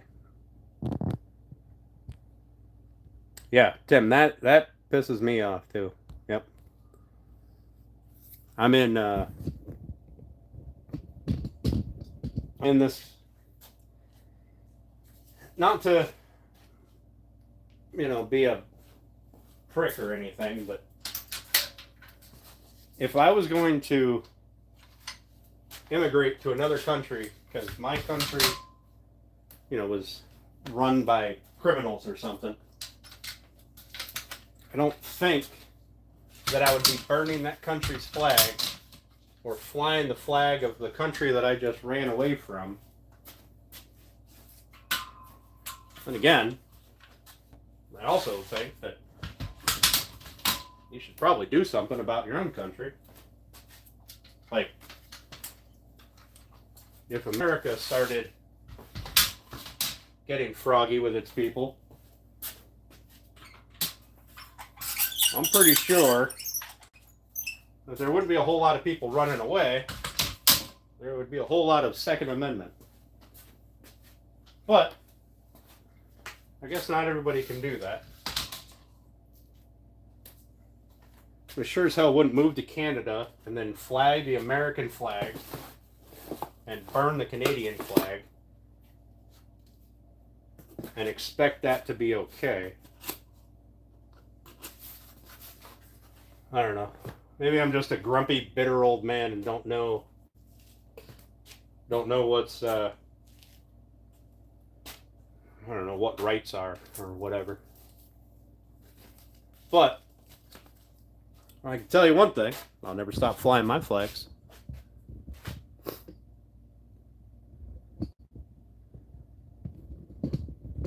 You can disable the flags? That's interesting. I never knew that.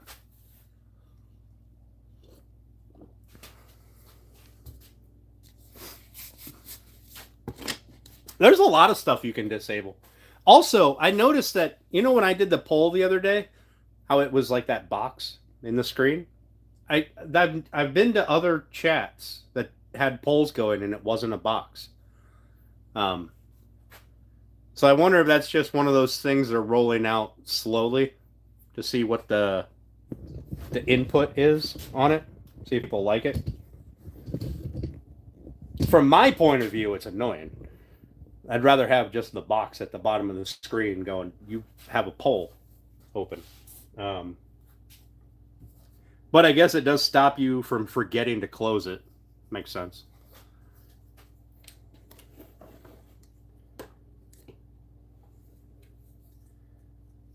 Freedom equals. Uh-oh.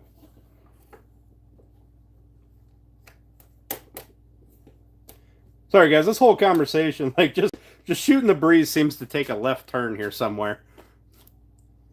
Do what you want and mind your own business. Yep, that's about it. Not everything that somebody else does is some perceived slight against you.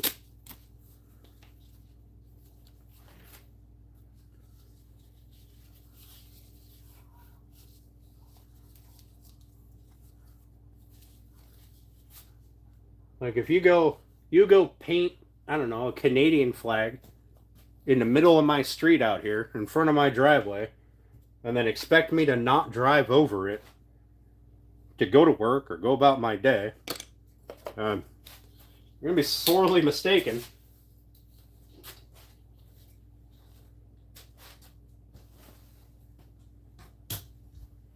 And I'm kind of a dick, so I may stand out there and do burnouts on it.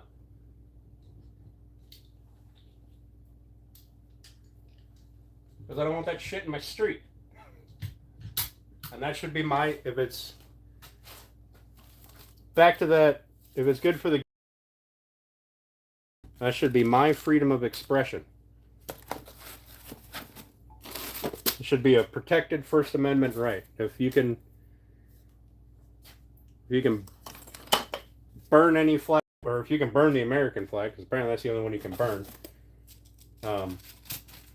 and it's protected, then anything I do to anybody else's flags should be a protected right. That's it. At least one left turn. Miss France here. Listen, if you paint a flag on the road that I drive on, I'm not going out of my way to drive around it. If it was an American flag, I'd be annoyed that it was painted on the ground. Um, but I would still drive over it because it's in the middle of my fucking road. Also, why the hell are you painting a flag on the ground? Probably the stupidest place you can put a flag. It's not like they'll fight back. That's true.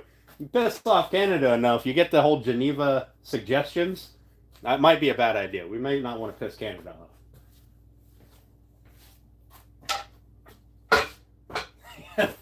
Get the Geneva suggestion book out. It'd be a bad day for everybody. It's a good day for Canadians, I guess. Great day for the YouTubes and other social medias because the number of people that would make content about it.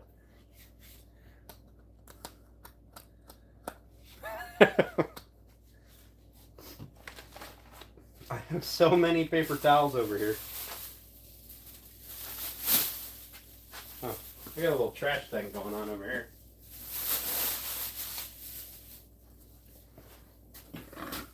Excuse me. Hey, Nolan, how you doing? Thanks for coming in, bruh. I appreciate it.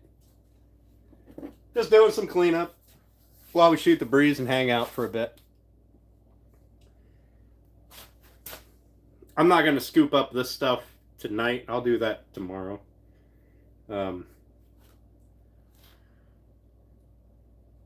Actually, probably what I should do is sweep it into the middle of the floor so I can't do anything but clean it up. But that seems like a lot of work. Too soon? It's never too soon for war jokes. I mean, unless you're a vet, and then it might be too soon all the time, but I think vets may have some of the best senses of humor.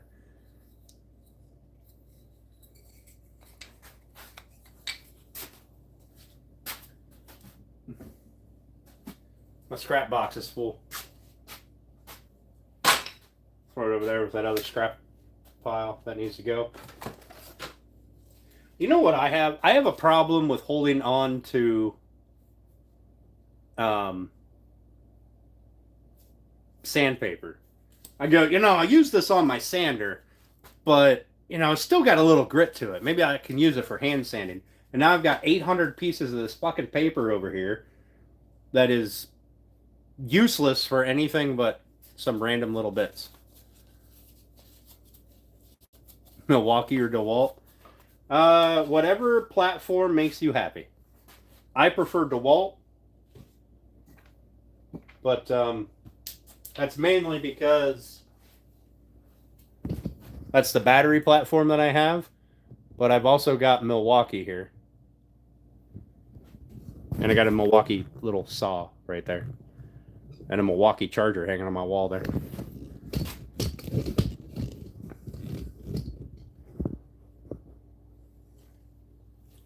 But whatever platform makes you happy, whatever floats your boat, is the stuff you should use.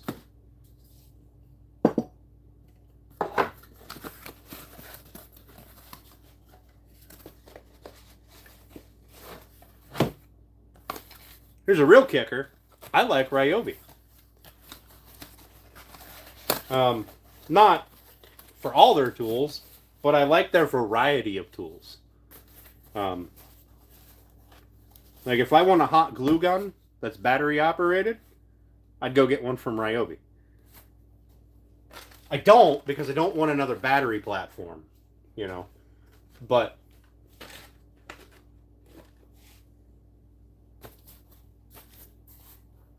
if I were starting right now, I'd probably start with a bunch of Ryobi tools. They've come a long way in quality, and they get the job done for 99% of people that need to use hobbyists that use power tools. So I don't see why you couldn't use it. What did I take this off of? What's this? You guys know? This seems like it was an important thing. Like a cap for something.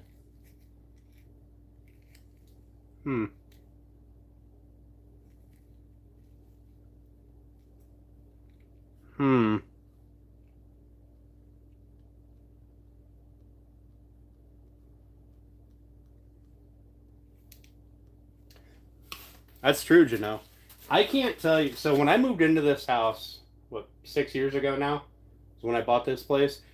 I was cleaning up in the basement and in the closet and on the first floor, and I found boxes that I hadn't even unpacked yet, and I didn't even open them. I just took them, and I mean, it didn't say like photo albums or anything on it.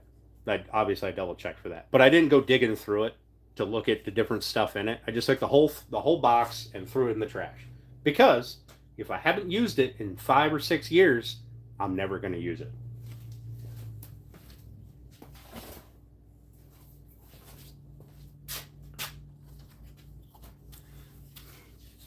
And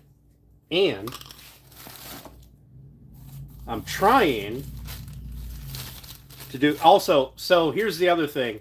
If it's important enough, like, I don't know, let's say I packed up my tape measures or something, and I don't know where they are. And I quit using tape measures for a while. And then I need a tape measure, and I can't find mine. I'm going to go buy a new one. And then when I find them, 6 months, a year from now, either I'll keep them as extras, or B, they weren't needed anyway, and I'll just get rid of them. Now, I wouldn't do that for tape measures, but you get the idea.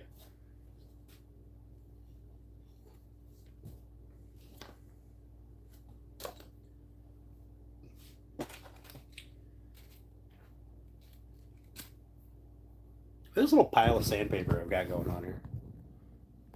This whole pile of used sandpaper.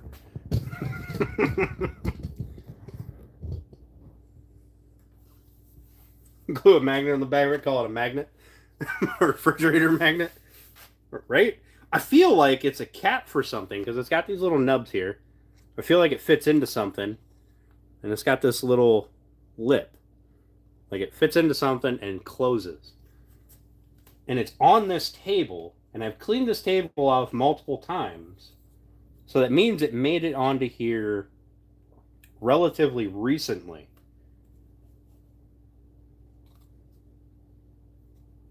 I probably shouldn't throw it away yet, because it's probably a cover for something.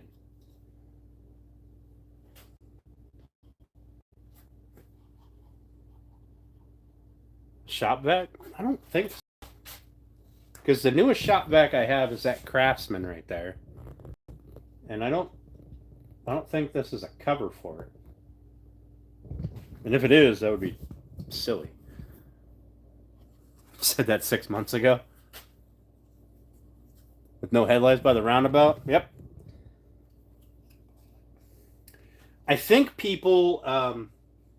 so part of that is my fault. Because camera lens. Maybe. I'm trying to think of if I ever had my camera out here.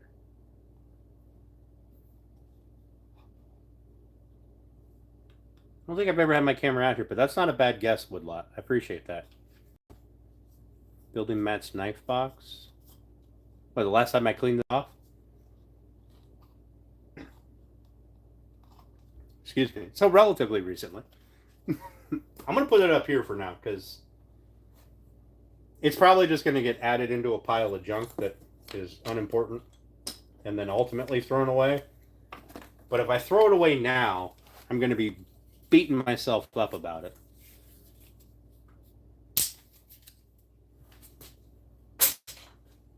Starting a little scrap over there. I also have a pile of scraps over here that are the size for those notepad things that I've been stockpiling. The little notepad blocks.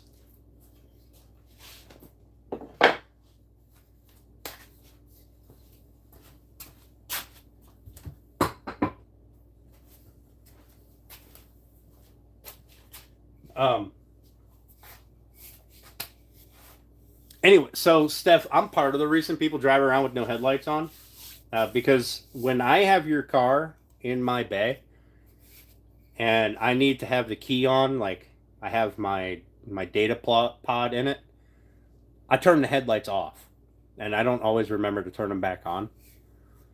Um,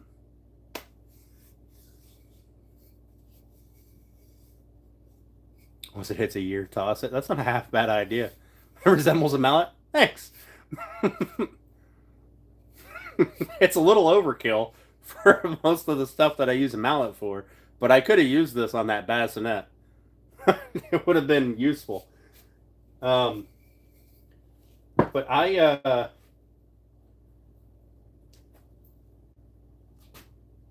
so with the cars having auto headlights, people don't seem to remember how to turn their headlights on anymore if somebody else turned them off.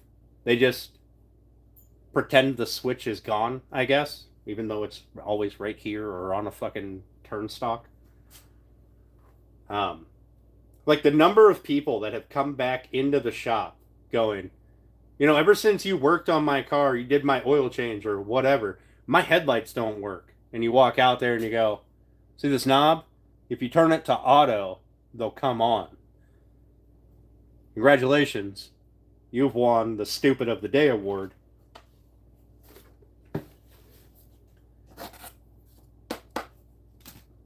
To be perfectly fair, when I turn my headlights off, I also forget to turn them on to auto. And then I'll be driving along through town with street lights, and I'll be like, this doesn't seem right.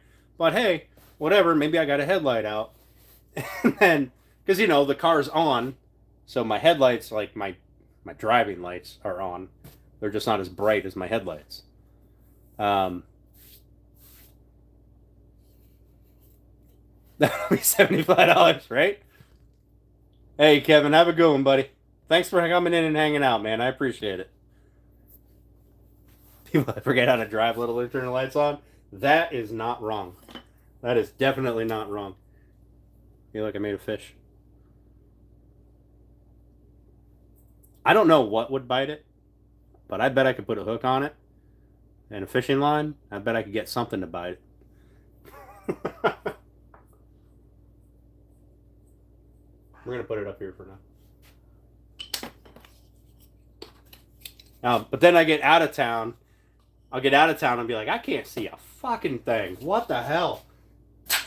And then I'll realize that, my dash isn't lit up. My radio is super bright.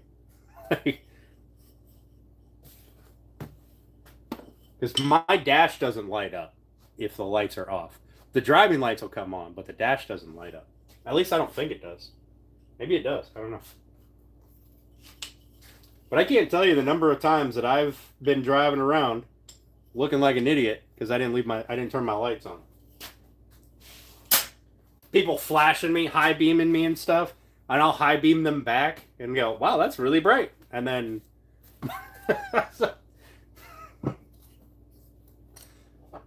don't judge me. Don't judge me. We're judging the other people right now, not me. Those other people, though, they're just stupid.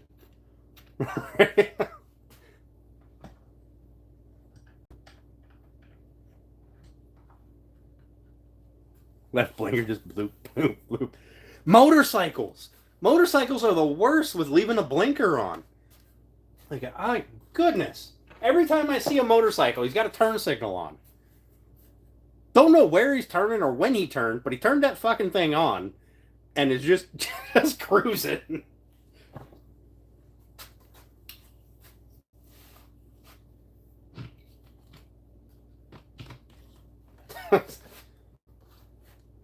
I guess, I don't know, do motorcycles now have the auto turn off for the... I don't know how they would do that. Auto turn off for a blinker? I don't have a new bike, so... Mine is definitely a manual switch. You turn it on and you have to turn it back off.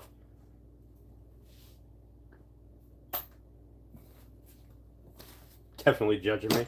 Thanks, Steph. I appreciate it. I don't know why you're so mean to me.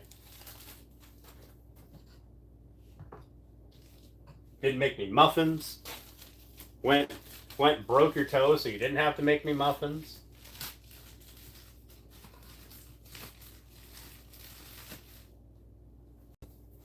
Oh, I gotta measure your stove too, Steph.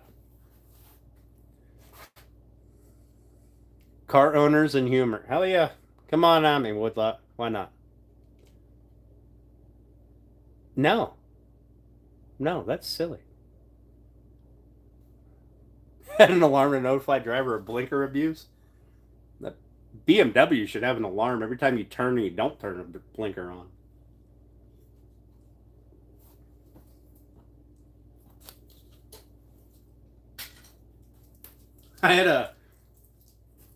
I was doing a state inspection on a BMW. Pennsylvania has state inspections. And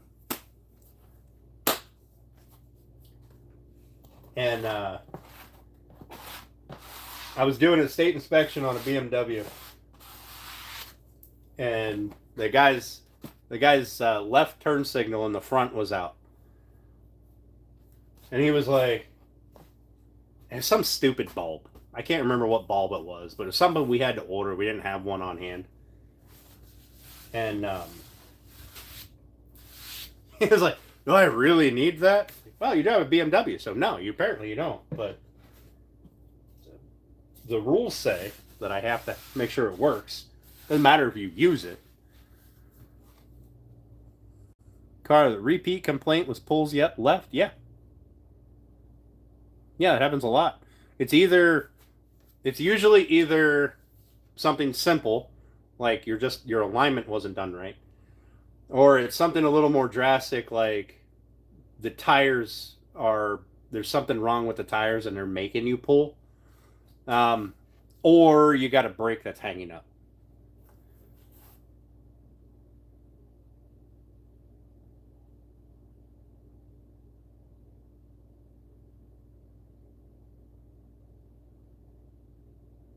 What was the deal with the 70K past car today?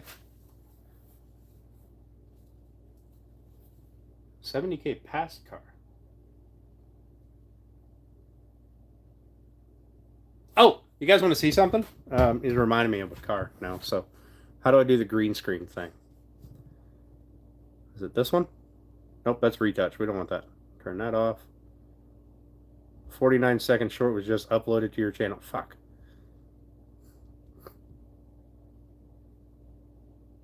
There it is. Nah. You want upload pictures. So this is the new badge on the Hemis. All right. I don't know if I can shrink that and make it smaller. Nope. Guess not. So that's the new badge on the Hemis. That is the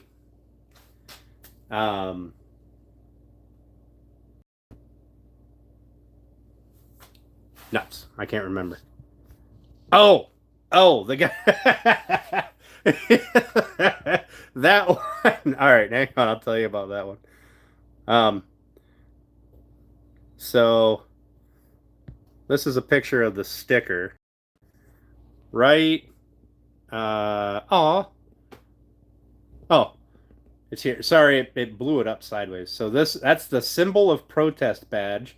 It comes when you get a Hemi, a 5.7 V8 in your truck, and you get the this exhaust is the GT exhaust, which is hilarious. It's probably the only funny thing I've ever heard Chrysler do, where it's kind of like a fuck the EPA, right? I love it. Symbol of protest, because you've got a V8 that the EPA doesn't like, you've got a bigger gas tank that the EPA doesn't like, and you've got louder exhaust that the EPA doesn't like. I love that. Did all that green screen stuff pop up for you guys or not?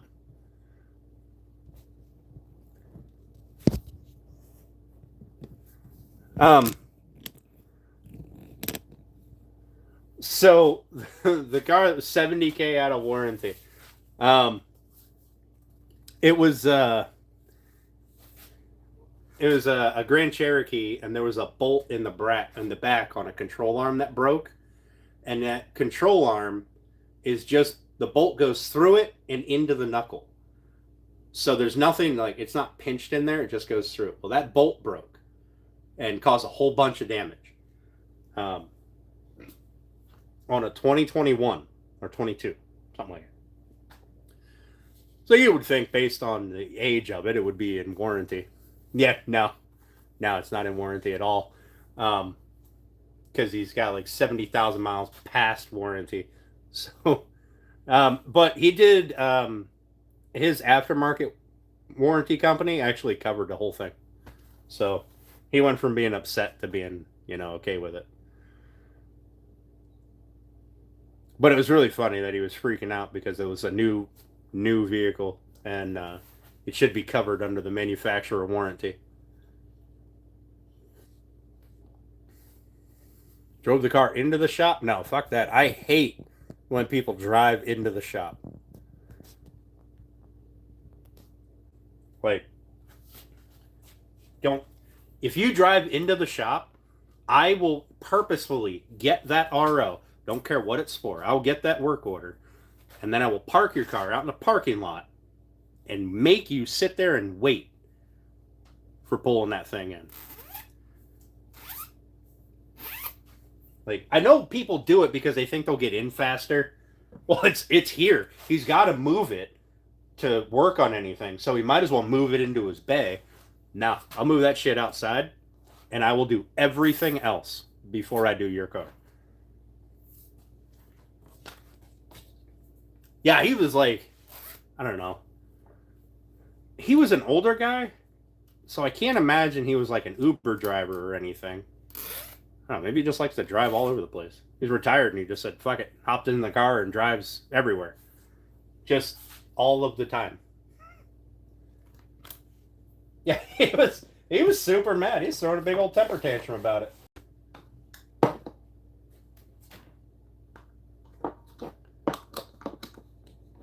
Makes you pull it? No. Nope, no. I had a guy one time. I was doing something. I can't remember what I was doing. But I wasn't paying attention. And this guy decided he was just going to pull in and then try to pull right into my bay, into one of my open bays. And when he did that, he hit the lift arm and he blew a tire. And that was clearly my fault, or the shop's fault, because it shouldn't have been there, or something. Yeah, it was a big clusterfuck. Full on geezers. Read the first comment about the driver. 350 pounds, a little lady that drove it. Oh, I've had that too. All right. I've had that too, where I've done an alignment. I'm really good on my alignments. They are perfect when they leave my alignment bay, because I don't want you coming back complaining about it. Plus, it's my job. You're paying money to have your car aligned, right? Makes sense. You get what you pay for. And I did this alignment on this car, I think 3 times. And the guy, he kept coming back. Nope, it pulls to the left. It pulls to the left. Like, listen, buddy, I don't know what to tell you, because I pull it on the rack and it's perfect. Like, I don't even have to readjust it. So, like, I'm telling the service writer that. I don't know the customer at this point. I'm like, there's no reason it pulls. When I drive it, it doesn't pull. So let's bring him out here and we'll see, what's going on. This guy, he was a big boy.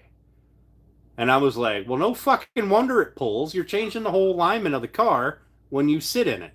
No matter what side you sit on, you're going to change the way the suspension is. Made him sit in it, did the alignment with him in it. Made him hold the wheel straight while I did everything underneath the car. I was like, Listen, you're holding the wheel. So wherever straight is while you're holding it, that's where it's going to be when you're driving down the road. You never had to come back.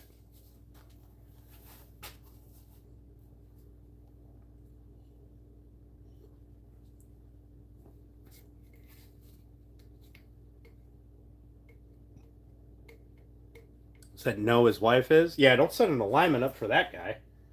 Holy cow. If you're not the primary driver of the car, just leave it alone.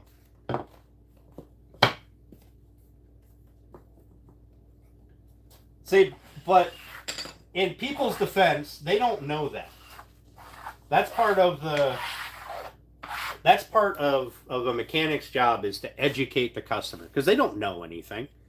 Right? The average customer doesn't know anything about their car.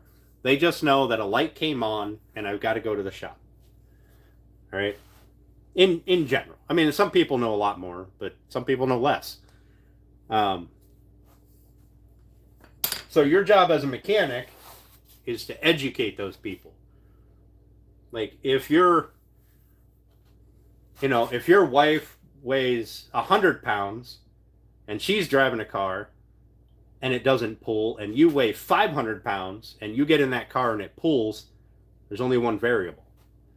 And that's because you changed the way the suspension sits.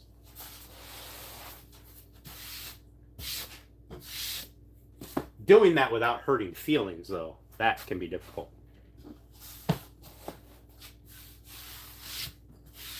That's usually not my forte. That's where a service writer comes in. Unless they keep coming back, and then it becomes my problem because I'm annoyed. Now pull into the right. Yep.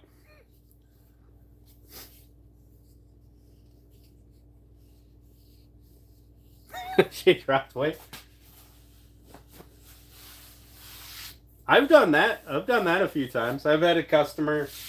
I've got a good customer of mine. I don't know him like outside of the shop, but he follows me every time I switch shops. He will follow me. He'll come to my shop because I've built that relationship with him, and I've had him come in just after hours or when I'm slow. You know, he lost weight or he gained weight or he got new tires somewhere, whatever, and just do little tweaks to his car because, well, A, he's a buddy, and B, well, a buddy. He's a good customer. And B, if you lose weight, you should get a free alignment. I mean, fuck, there should be some benefit to it, right? No filter, she would have sat on it. That's perfect.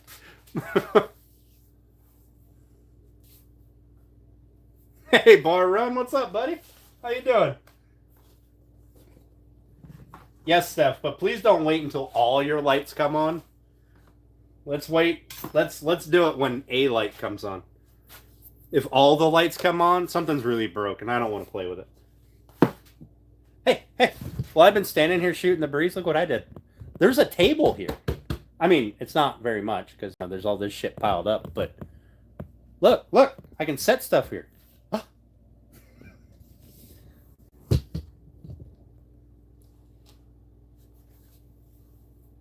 Yeah, right, Woodlot? See, that's the kind of shit I can get behind.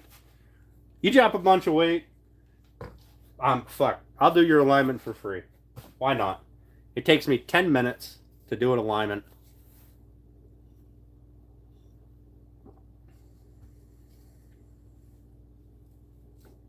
He does educate. I try.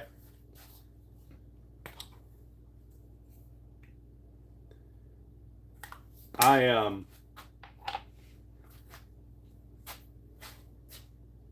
don't have a very good filter sometimes, but I try.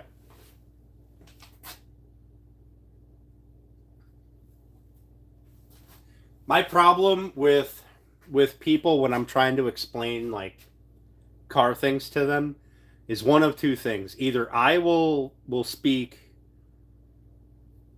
too technical or too stupid. trying to help somebody understand that they will get either lost or annoyed, or I will talk to somebody and they can't grasp what I'm saying, and I will get annoyed that they're so stupid they can't understand what I'm talking about. But logically, it's not their fault. I'm a mechanic, they're not, you know. Like, I know it's not their fault, but I don't like repeating myself and, you know, beating a dead horse. And I tend to get angry about it, especially if I am already getting my ass kicked doing something. You know what I mean? Like, if I'm in, if I got a car on this rack and I'm waiting for a customer, they want to come back and see what's wrong with their car or talk to me, that's great. I have no problem talking to you. We'll show you exactly what's wrong. Best way for you to understand. It's a lot better than, well, you need this and it costs this much money. But if that guy's coming back to look at that and he's taking a while, so I start working on this and I'm getting my ass kicked on this, and I'm already in a bad mood. So I tend to be short over that side, regardless of how much I try. It's just kind of the way things are, I guess. I do try to not be an asshole all of the time. All of the time. They don't listen.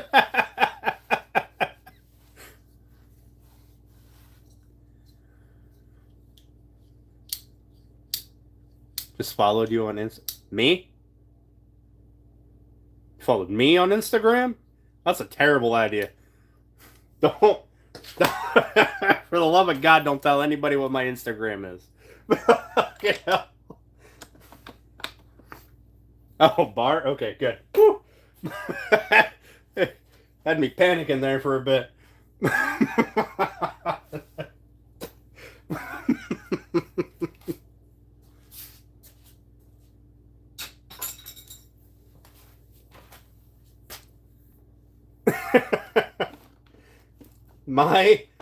My Instagram is the only place that I can be a troll and not worry about it. And I'm trying to keep it that way. I've already violated my rule and followed a couple of creators.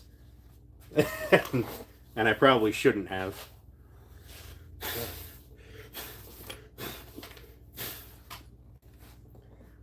The Instagram itself isn't too bad.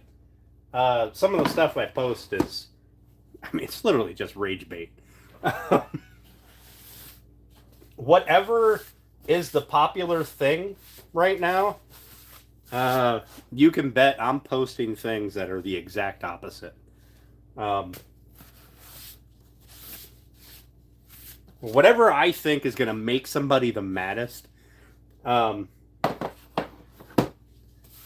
Now, the part where the real fun happens is in the comments that I post and in the chats. If they ever published all of your chats, I'd probably have to change my name and move to some tiny island in the middle of the ocean somewhere. To fake my death.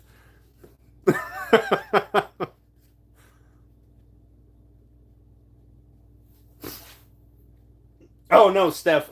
Runic started following Bar Run, and I thought he was following me, and I had a little panic attack. Fucking hell.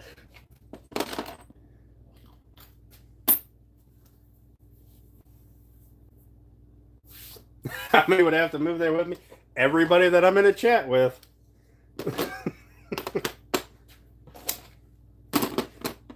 You would be amazed at how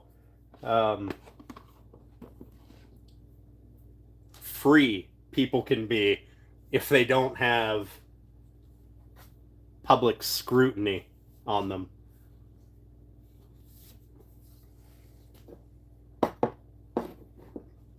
Also, I'm pretty sure this day in the day of cancel culture, I think that's run its course. I haven't really heard of much about that lately. This person said something I didn't like, so let's call their job and get them fired because their boss is weak. All of us.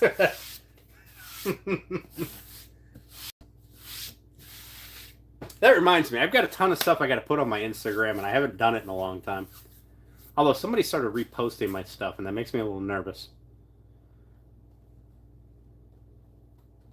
Oh, yeah, the blends. Yeah.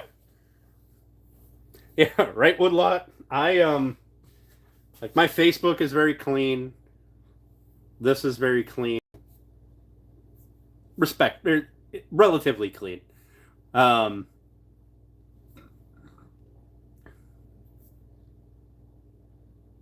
My Twitter is pretty iffy. Or X, or whatever you call it now. I think those are the only ones that I have anymore. I don't ever get on X, really. My Instagram? Whew!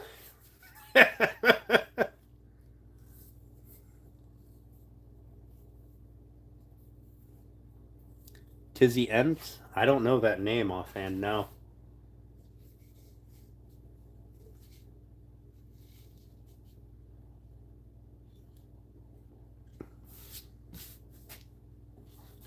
Is that somebody who got canceled for Marines were meant to be PC? Yeah. You know what's funny is,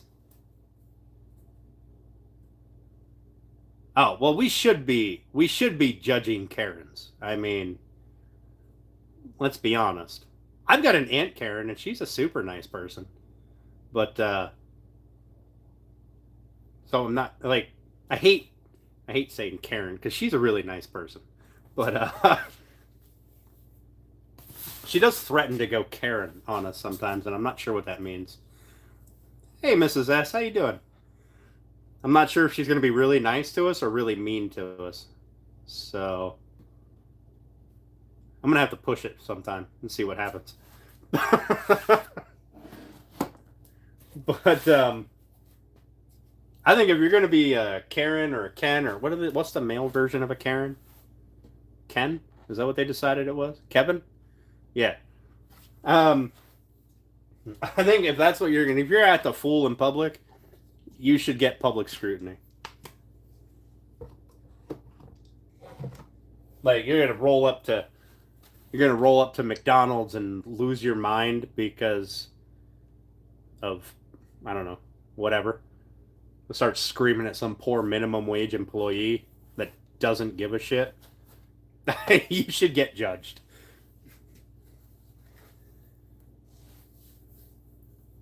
That reminds me.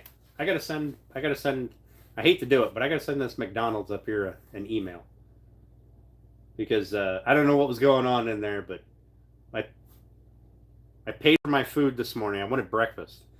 Like I really wanted a hash brown. Paid for my food, and then I moved forward like a half a truck length, and I sat there for like a half an hour. And then I was like, well, fuck, I gotta go to work. I don't have time for this. And I just left.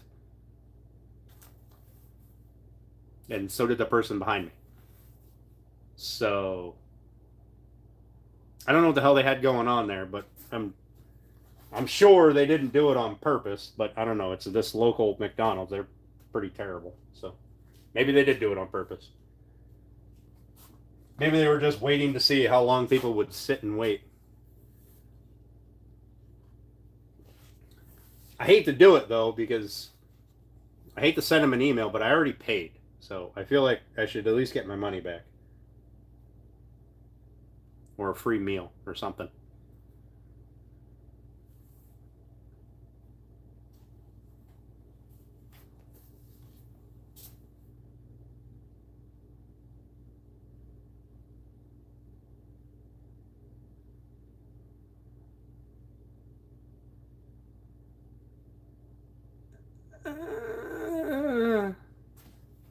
Good for you, Winston.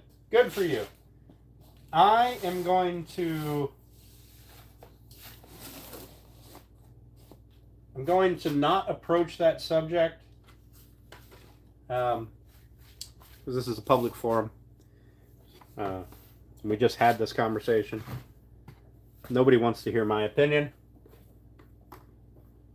In fact, I'm pretty sure I made my opinion public anyway. You're going to move somewhere. Become part of that culture. Leave your old culture behind. Other than that, I wouldn't be here without it. So, I would be in Germany. Well, if I was born at all. Yeah, I'm thinking that person, he posted that in a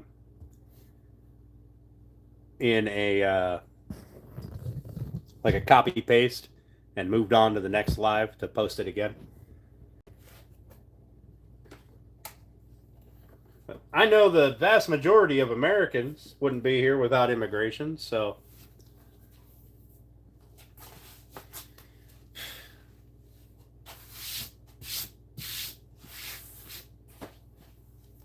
don't know what the legality of my ancestry was, but I'm pretty sure it was legal. I mean, there's rules. That's it. Gotta follow the rules. And don't act a fool when you're a guest in another country. Come on now. If you come to my house and act a fool, then we're going to have problems. So I don't know why you would come to somebody else's, or to another country and act like a fool and expect it to be fun.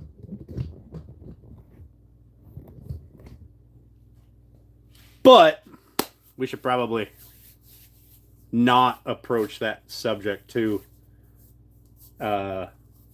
definitively, I guess. YouTube will probably get bent out of shape and terminate my channel.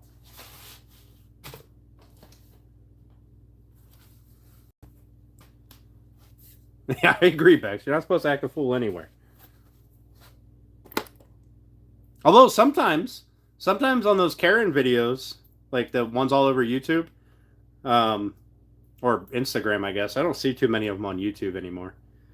Some of those Karen videos are really just some woman or some guy that's had enough of somebody being stupid, and just tore into them and ended up on a Karen page. What is white speed? I fucking fine now.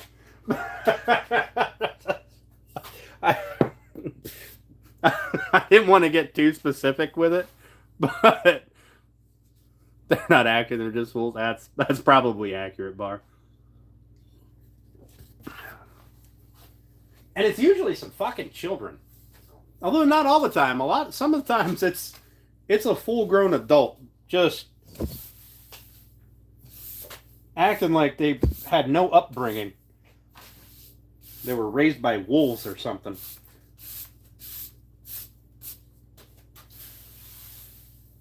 I'm going to start sweeping this stuff out to the middle of my floor. The size of what?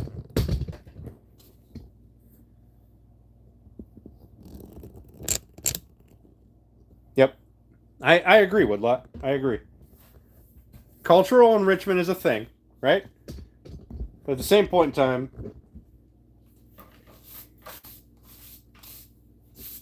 the place you're going to has a culture.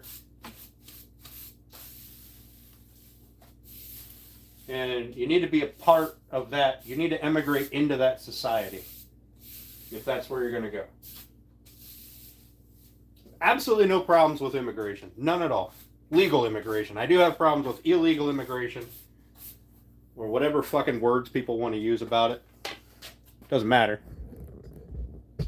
But, oh, the size of the toolbox. That one? I don't know. 4 feet wide, 5.5 feet tall.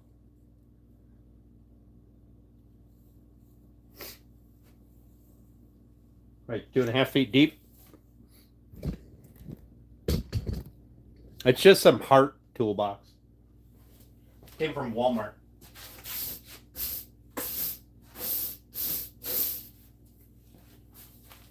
Oh, I kicked my stuff everywhere. I don't know if you can see it says heart right across the top there. My toolbox at my day job is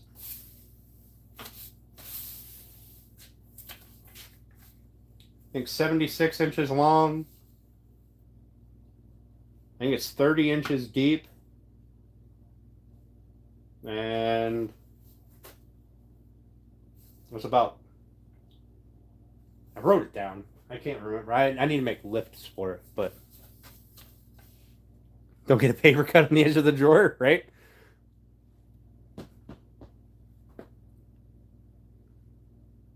Poor kid doesn't know if she's coming or going. Yeah.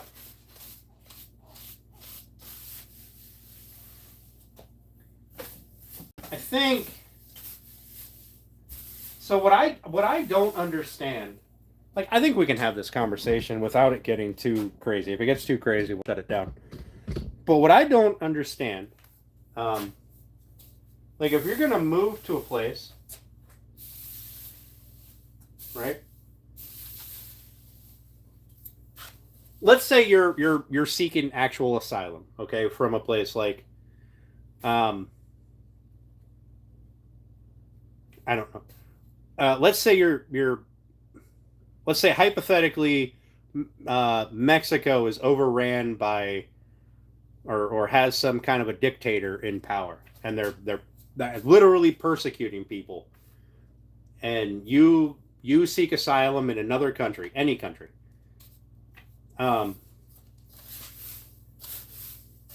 or you're leaving that country because they decided you're a woman and women have no rights. Wouldn't you want to leave the majority of that culture behind instead of trying to bring all of that culture with, like, bring the good stuff, leave the bad shit behind? Wouldn't that be like, wouldn't that make sense?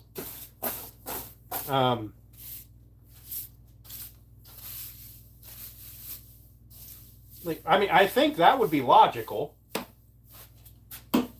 Like, you've got your culture, which is, there's great things about a whole bunch of cultures. Like, Mexican food, fucking amazing. Mexican, I say Mexican, I'm just assuming Mexico. Their food is amazing. Their kind of family unit culture, amazing. We don't really have that. Yeah, at least not in my area. We don't really have that kind of. Daniel, fuck off, dude. Also, change your name. You're given the name. You're disgracing the name. All right. I said it before on Sunday. I know why you don't have a father. I would have left you too.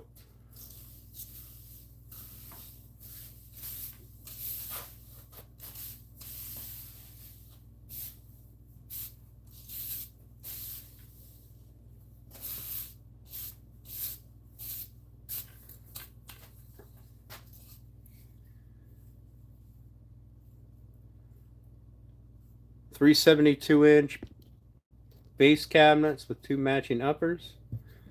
Maple countertop, 72 by 30-inch wall locker. Hell yeah, woodlot. That's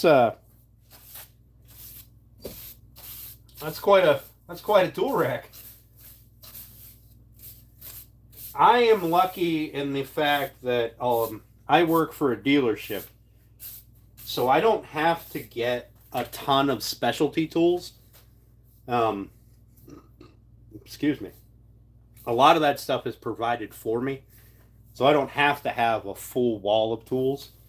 And I'm working on pretty much the same thing all the time. So while I have a big toolbox and I've got a ton of money tied up in those tools, I don't have to have as much as if I was at like an independent shop doing the same work I'm doing now.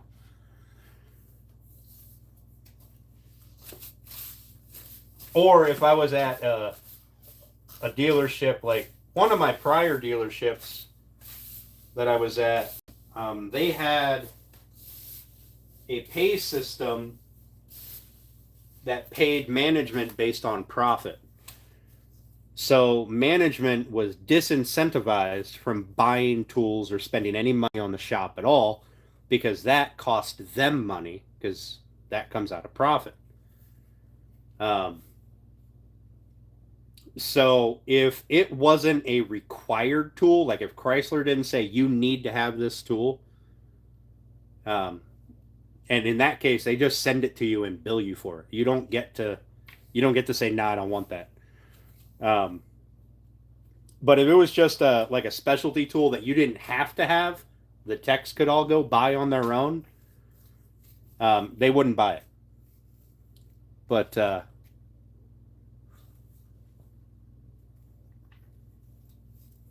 they, the dealership I'm at now, they like if I need a tool,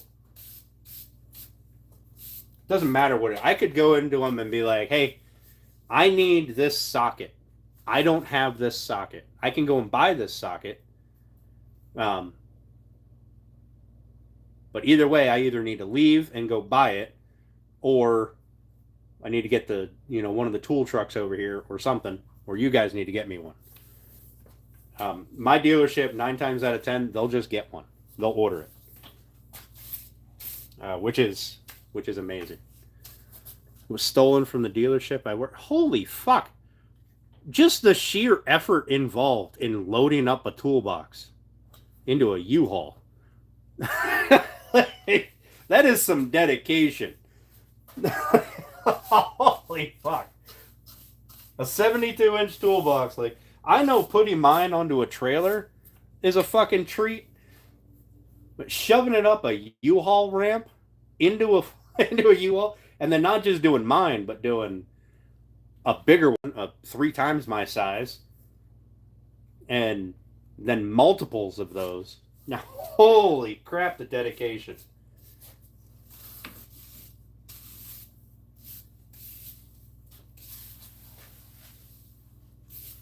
But I've been in dealerships that I can smell the meth from here. Yeah, they all probably got sold for a nickel. I've been in dealerships that have gotten broken into, and usually the shop entrance, I guess, is the weakest entrance.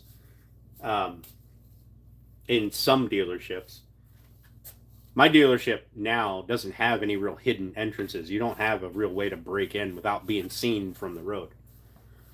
But I've been in shops where they had like a back entrance, like a back garage door that was kind of secluded, and those entrances were usually the ones people would break into.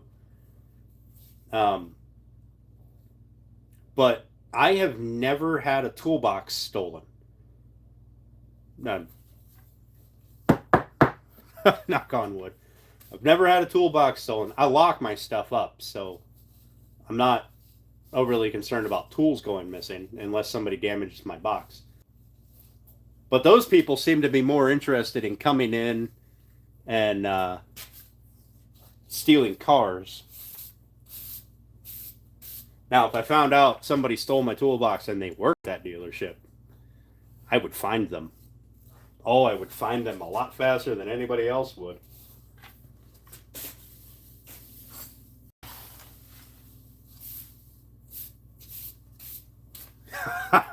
I get mad when people set a drink on my hutch. I'll get mad. But give me just 1 second. I'll be right back, guys.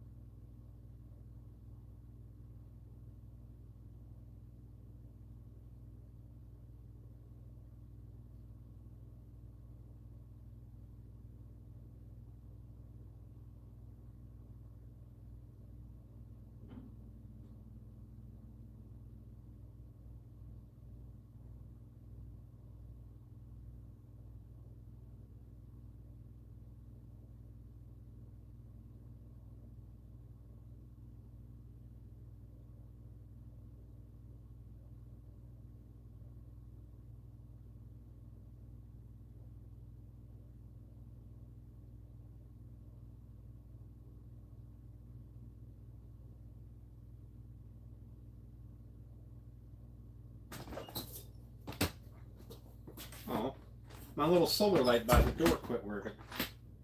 That's a shame.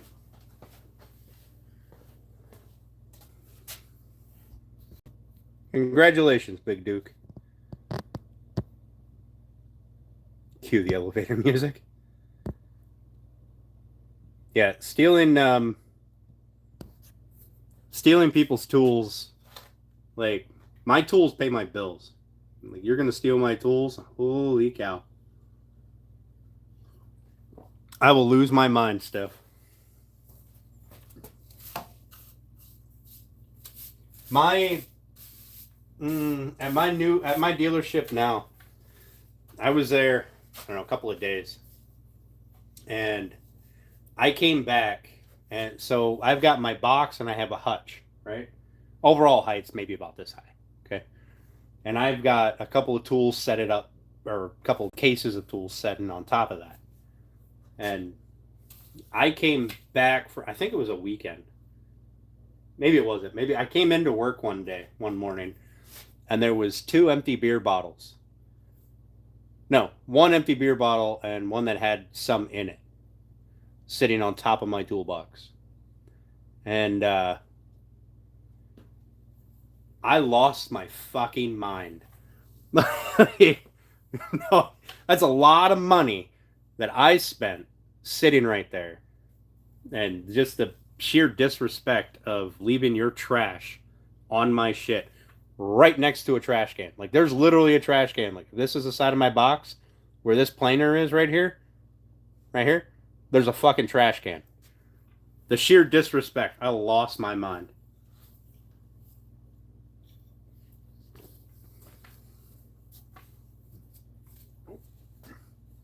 Bills, I thought I was a Phillies fan. You say Phillies fans don't have bills?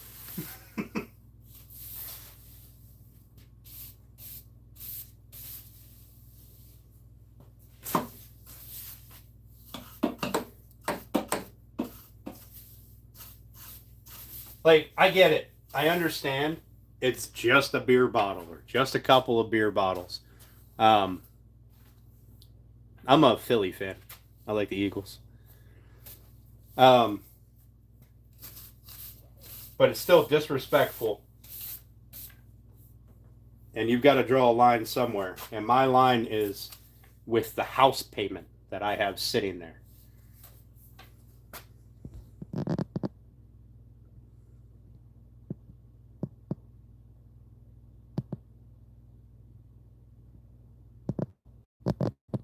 That's the dumbest thing I've ever heard, Grave.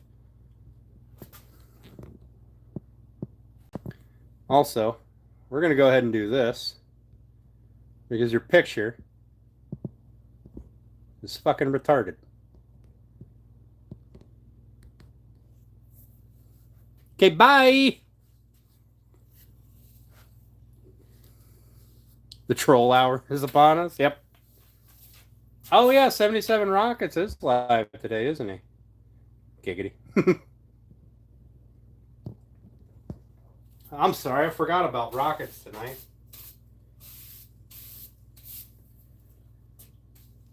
I have a big pile of... Look at this. That's a hell of a pile of sawdust.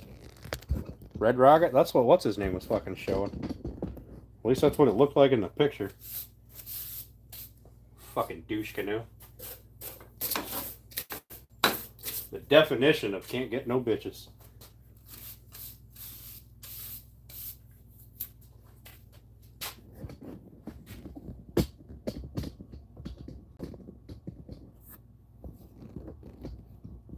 Unsalted pretzel looking motherfucker.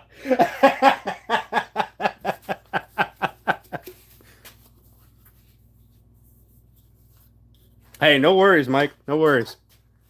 Go. If I can watch him, he's doing stuff that's way more interesting than me. Besides, I'll be hopping off here in about 15 minutes. That'll be 10 o'clock, and I've got to go, eat dinner and stuff.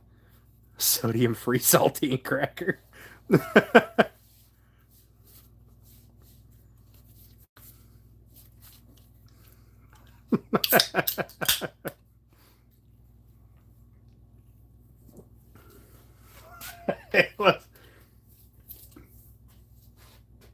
The shit people can get away with on here is astounding. But if I touch that, I'm not touching it, YouTube. If I touch that, the live gets taken down and I get banned.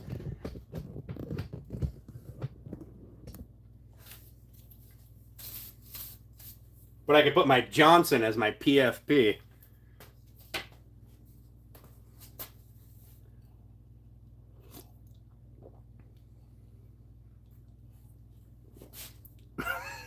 Unsalted pretzel.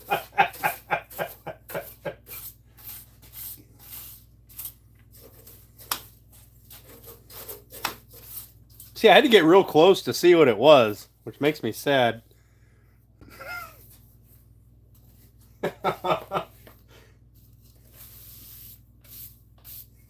Salted pretzel. Oh, fuck's sake.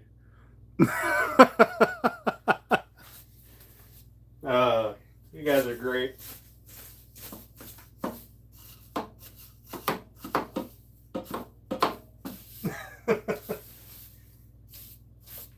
You know what? I need to hire a cleaner, and I need to hire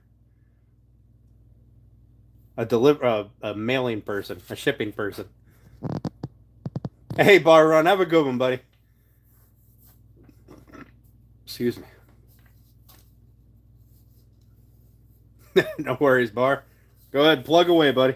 You guys should check out Bar Run Forge. He is a good channel. He does a lot of well, he does a little bit of everything, really. He does metalwork, he does woodworking. He does a lot. He does a lot. You should check him out.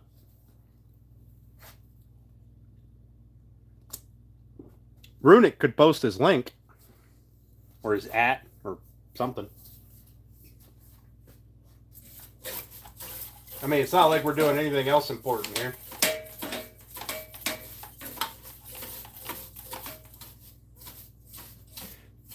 I think, though, one of these nights, we'll have to do it on like a weekend or something. One of these nights, we'll have a late night stream where we might end up wearing a maid skirt. I might. Halloween is coming. That means we got a Halloween store thing up the road here. There it is.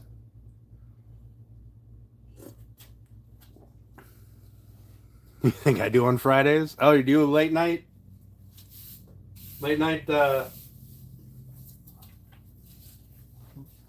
streams?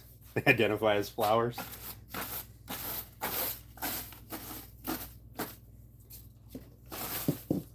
I tend to take Fridays off of YouTube. Just take a day and don't. Right, Bex? It really does. We'll have to do a late night stream sometime. Fucking magnificent. Perfect. We'll have a proper drinking stream one of these weekends. And a late night stream. We'll have a good time. We do be drinking? Yep. I'm going to have to check you out on a Friday. A lot of Friday fuckery.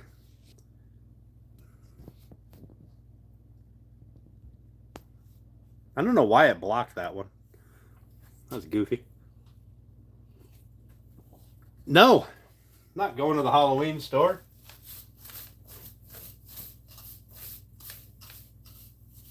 Although I really do want one of those like 15-foot skeletons out in front of my house. The problem is, once it goes in front of the house, it'll never come down. Because A, I don't have anywhere to put it. And B, I feel like it'd be a lot of work to set it up and take it down. or one of those things that that's like really small, and then it has like a motion detector or something, and it just like leaps up and gets really big. Like I'll see a lot of videos with kids getting scared at like Halloween displays, and hey, look at that! I reached my step goal from doing this. It just changed the skeleton's shirt. That's awesome.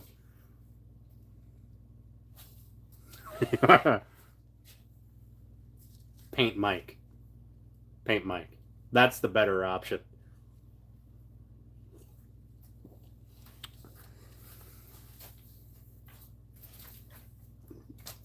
I really just want to see Mike. This is going to sound really weird. I just want to see Mike covered in tape, getting airbrushed, and then clear coated.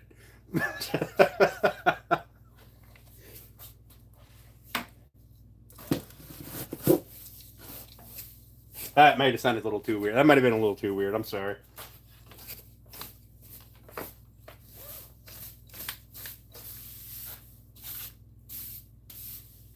I have so much sawdust.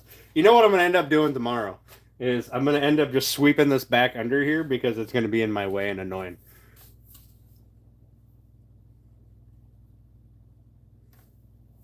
It'd be a stick figure. You know, fellas. I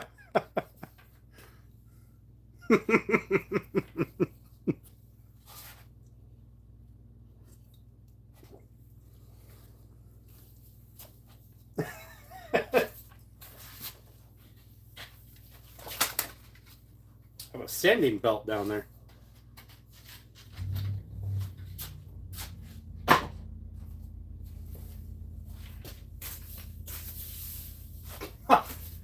I have so much sawdust and like little wood pieces that got shoved underneath this thing.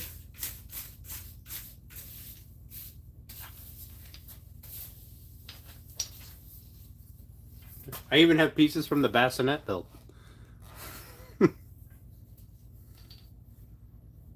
The door leaf timer. Well, I'm not bagging it now because I'm going to put it in the wheelbarrow and just haul it out back and dump it. I'm going to do that tomorrow. One way or another, I'm going to do that tomorrow. Would not be the first person you painted. Hey, whatever you and Mrs. R do in the privacy of your own home is your business. I don't need to know about it. Is it edible paint? Or... No, I don't want to know. I don't want to know. Don't want to know.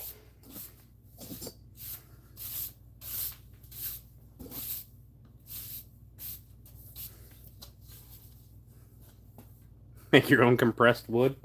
How the fuck would I do that? She was watching. Wow.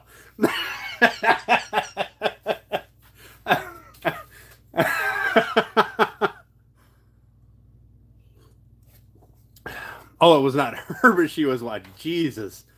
Boy, look at the time.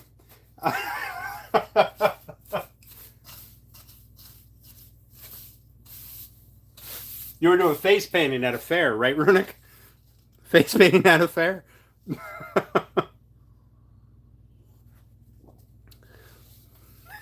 Right, Mike? It's the only thing. I need somebody to take some artistic license with some body parts. Like, we don't need the beer belly. Maybe we can increase the size somewhere else.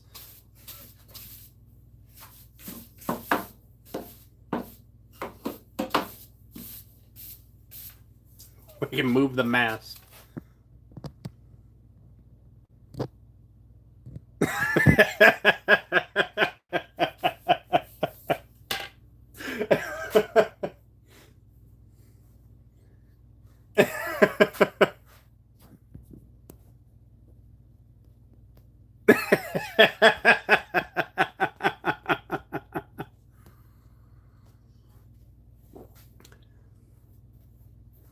Oh, okay. All right.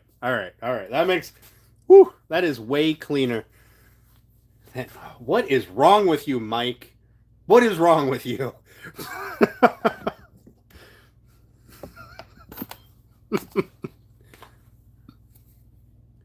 I mean, I'd be pissed if I never got to see it too. Either. I don't know which one was proper, but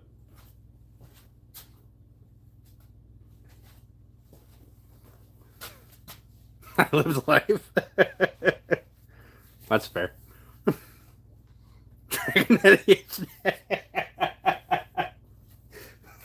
Perfect. I expect nothing less. Nothing less.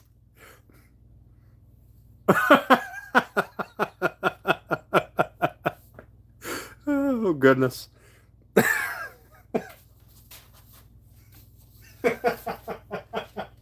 Hey, what's up, Grass? Welcome back.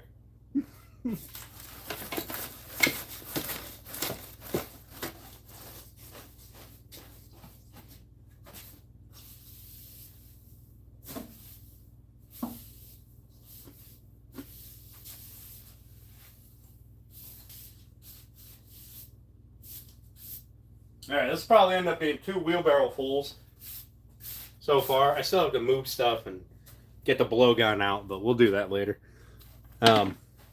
It'd be 1 wheelbarrow full if I want a trail going through the yard. Excuse me. Glow stick. Right? You know what would have been perfect? If that was the only part of the dragon that glowed.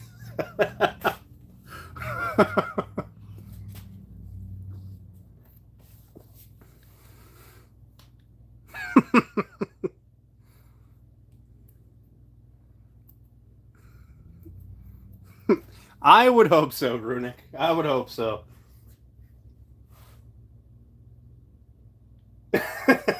Fucking hell. Have you done your little dance yet? Yeah, you didn't see me? I was dancing with the broom. There. It doesn't look that big on camera, but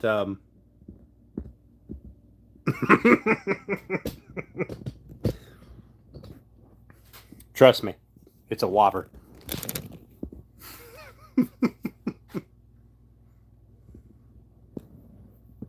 Kind of want to make a visit to Runix.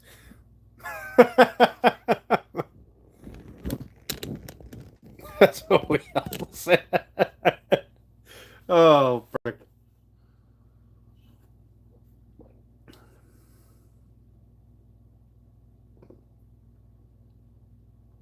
Where the hell am I going to find a steam tractor? A sawdust angel? That would have been pretty cool, wouldn't it? But there's random staples and bits of metal and chunks of wood in there. I'll end up with all of the staples in my bag. 100%. Every single one of them will be attracted to me like I'm a magnet.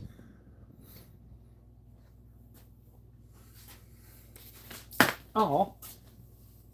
I knocked my drink over.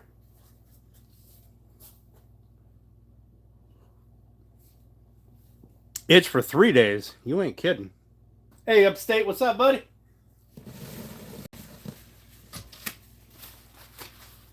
Ugh.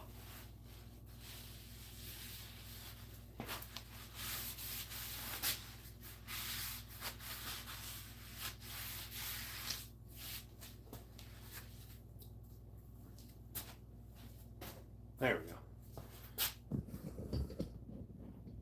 You drop it, you stop it.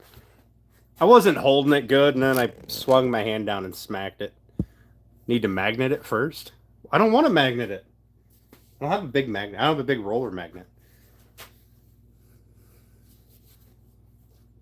I very rarely have like a full grip on my cans. I'm usually just holding it like a little bit.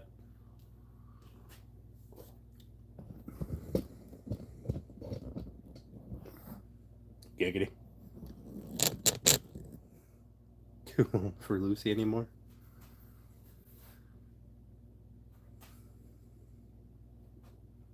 I probably could say that. Dual bucket cyclone separator. Yep. Made it myself. You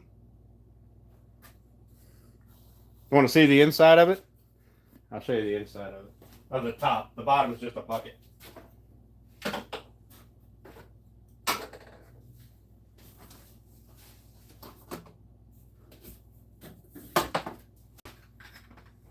full. There we go.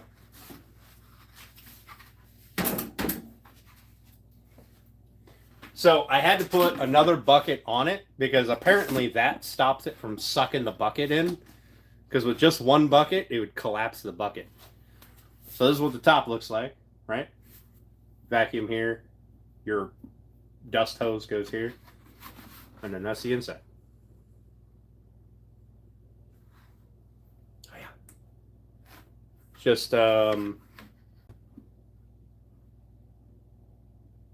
90-degree elbow and like a, I don't know, 30-degree elbow, 15-degree elbow. I probably should have done it with 45s. And then I just screwed it to the side of the bucket here so it can't turn.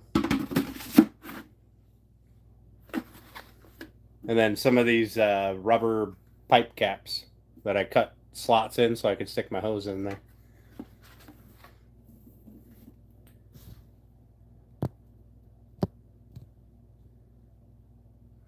Almost every nail your son didn't bend over.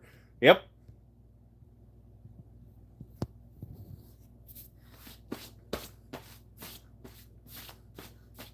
Sad brown water. So these are just 2-inch pipes. And then I have a little piece going through to a coupler there and a coupler here. Excuse me. And then I put another little piece on so I can put the rubber cap on. And same on this side. I put a coupler on either side. Well, no, there's no coupler on the inside. It's just the elbow. Because that held it in place.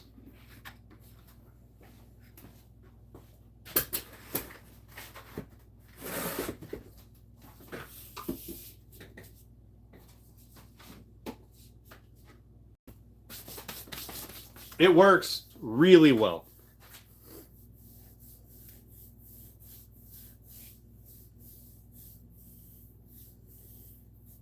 Oh, see? A little piece of plywood in there would have worked out. That would have been good. That would have been smart. I'm thinking about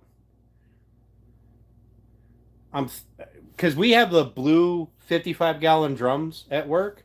I thought about grabbing one of those and using it, like when I don't need to have the dust separator on. Because if I hook that up to my planer, A, the hose is too small, and B, even when it does eventually get it in, that bucket fills up in like 10 seconds. Like, it's ridiculous.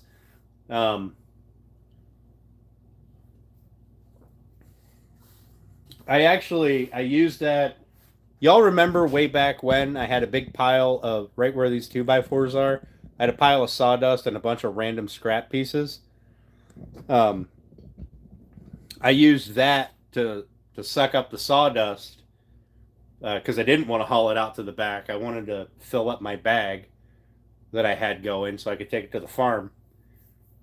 And left all the little pieces of wood on the floor over there. Use your planer outside. I wish I could use my planer outside. It would make life way easier. But then I'm just going to make a mess outside.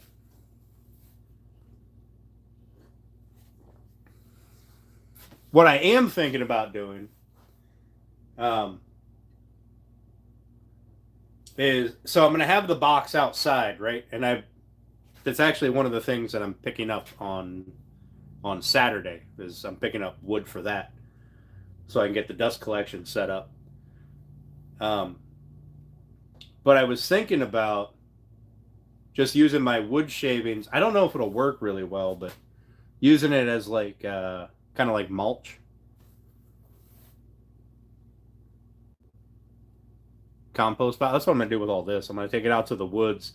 I've got this great big, I don't know what it was. It was here when I bought the house. It's like a great big barrel that somebody cut in half or something. Or just a big ring. I don't know. I don't move the damn thing. It stands like 3 feet tall. I used to bag my grass and throw it in there. Now I just mulch my grass. But I throw in like leaves and stuff in there and compost it. So I'm thinking I'm going to throw that in there. But some of this is shavings from like this stuff. This is that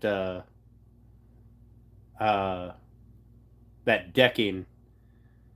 Is it Trex? This is that Trex decking, so it's like wood and resin. So that won't compost very well.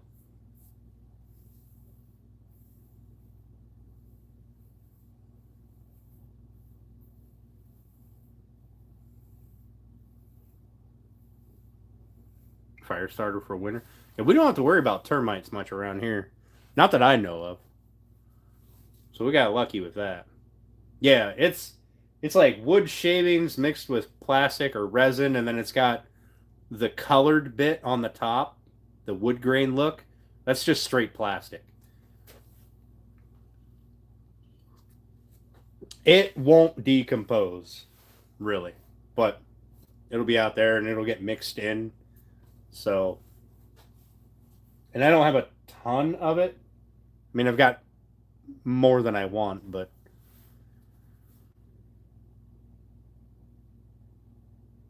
generate heat. Yeah, I've seen that. I've seen that on like we have different places around here that have giant mulch piles, and you'll see like in the cold mornings they're just steaming.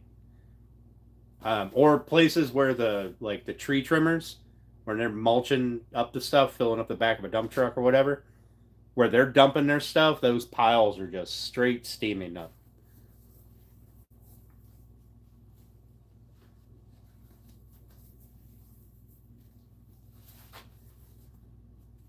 And that's what I have now. Is I put a 90-degree PVC hose that I found underneath my deck on, so it instead of the shaving shooting straight out, they shoot out the side.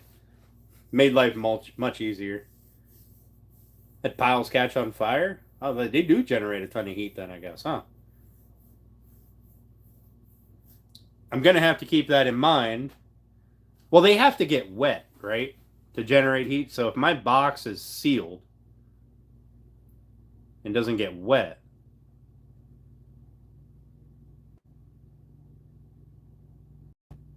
hmm, it shouldn't start to break down. I wouldn't think.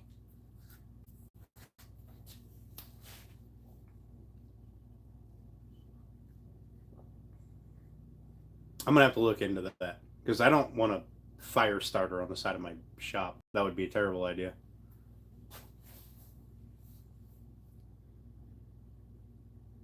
Yeah, all of my rags that I use for finish, I always lay out on the floor or hang over something because of that spontaneous combustion. Chris, I think we've had this conversation before. Like every oil and stuff I have in that cabinet talks about spontaneous combustion.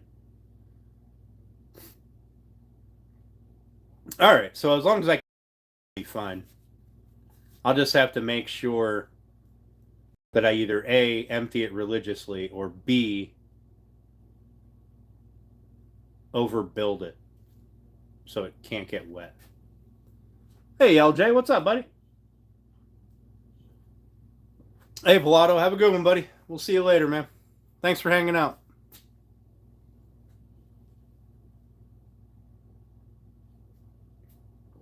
I also have to go because it's 10 minutes past 10. You're wearing a blue shirt too? Hell yeah. Is your blue shirt the elegant woodcraft and have a flag on the sleeve? If it does, he'd be really cool. I'm doing great, man. How are you? Sticky rags in a bucket of water. Yep.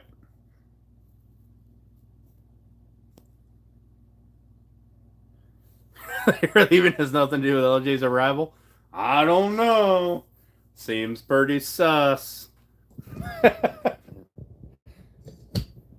Man, it's nice. I can set this over here, and you're not like in a pile of sawdust. I don't have to wiggle you around to get you down to the concrete. Like, so all of that came from here. which, I mean, there's still a lot in here, like behind everything, but I'll take care of that later. I'll take care of that tomorrow. The greatness level in the chat would have been too high. Yeah, that makes sense. That makes sense. You can't have too many great people in the chat at the same time, or it gets overwhelming. Hey, Woodlot. Good luck not getting poisoned, buddy.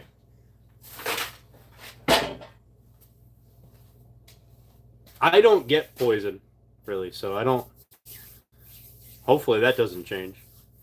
So I don't have to generally worry about that too often.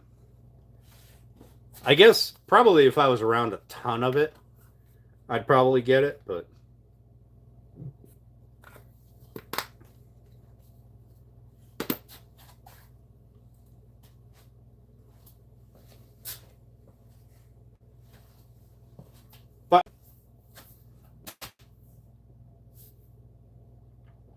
I'm going to have to head in and end the chat or end the stream.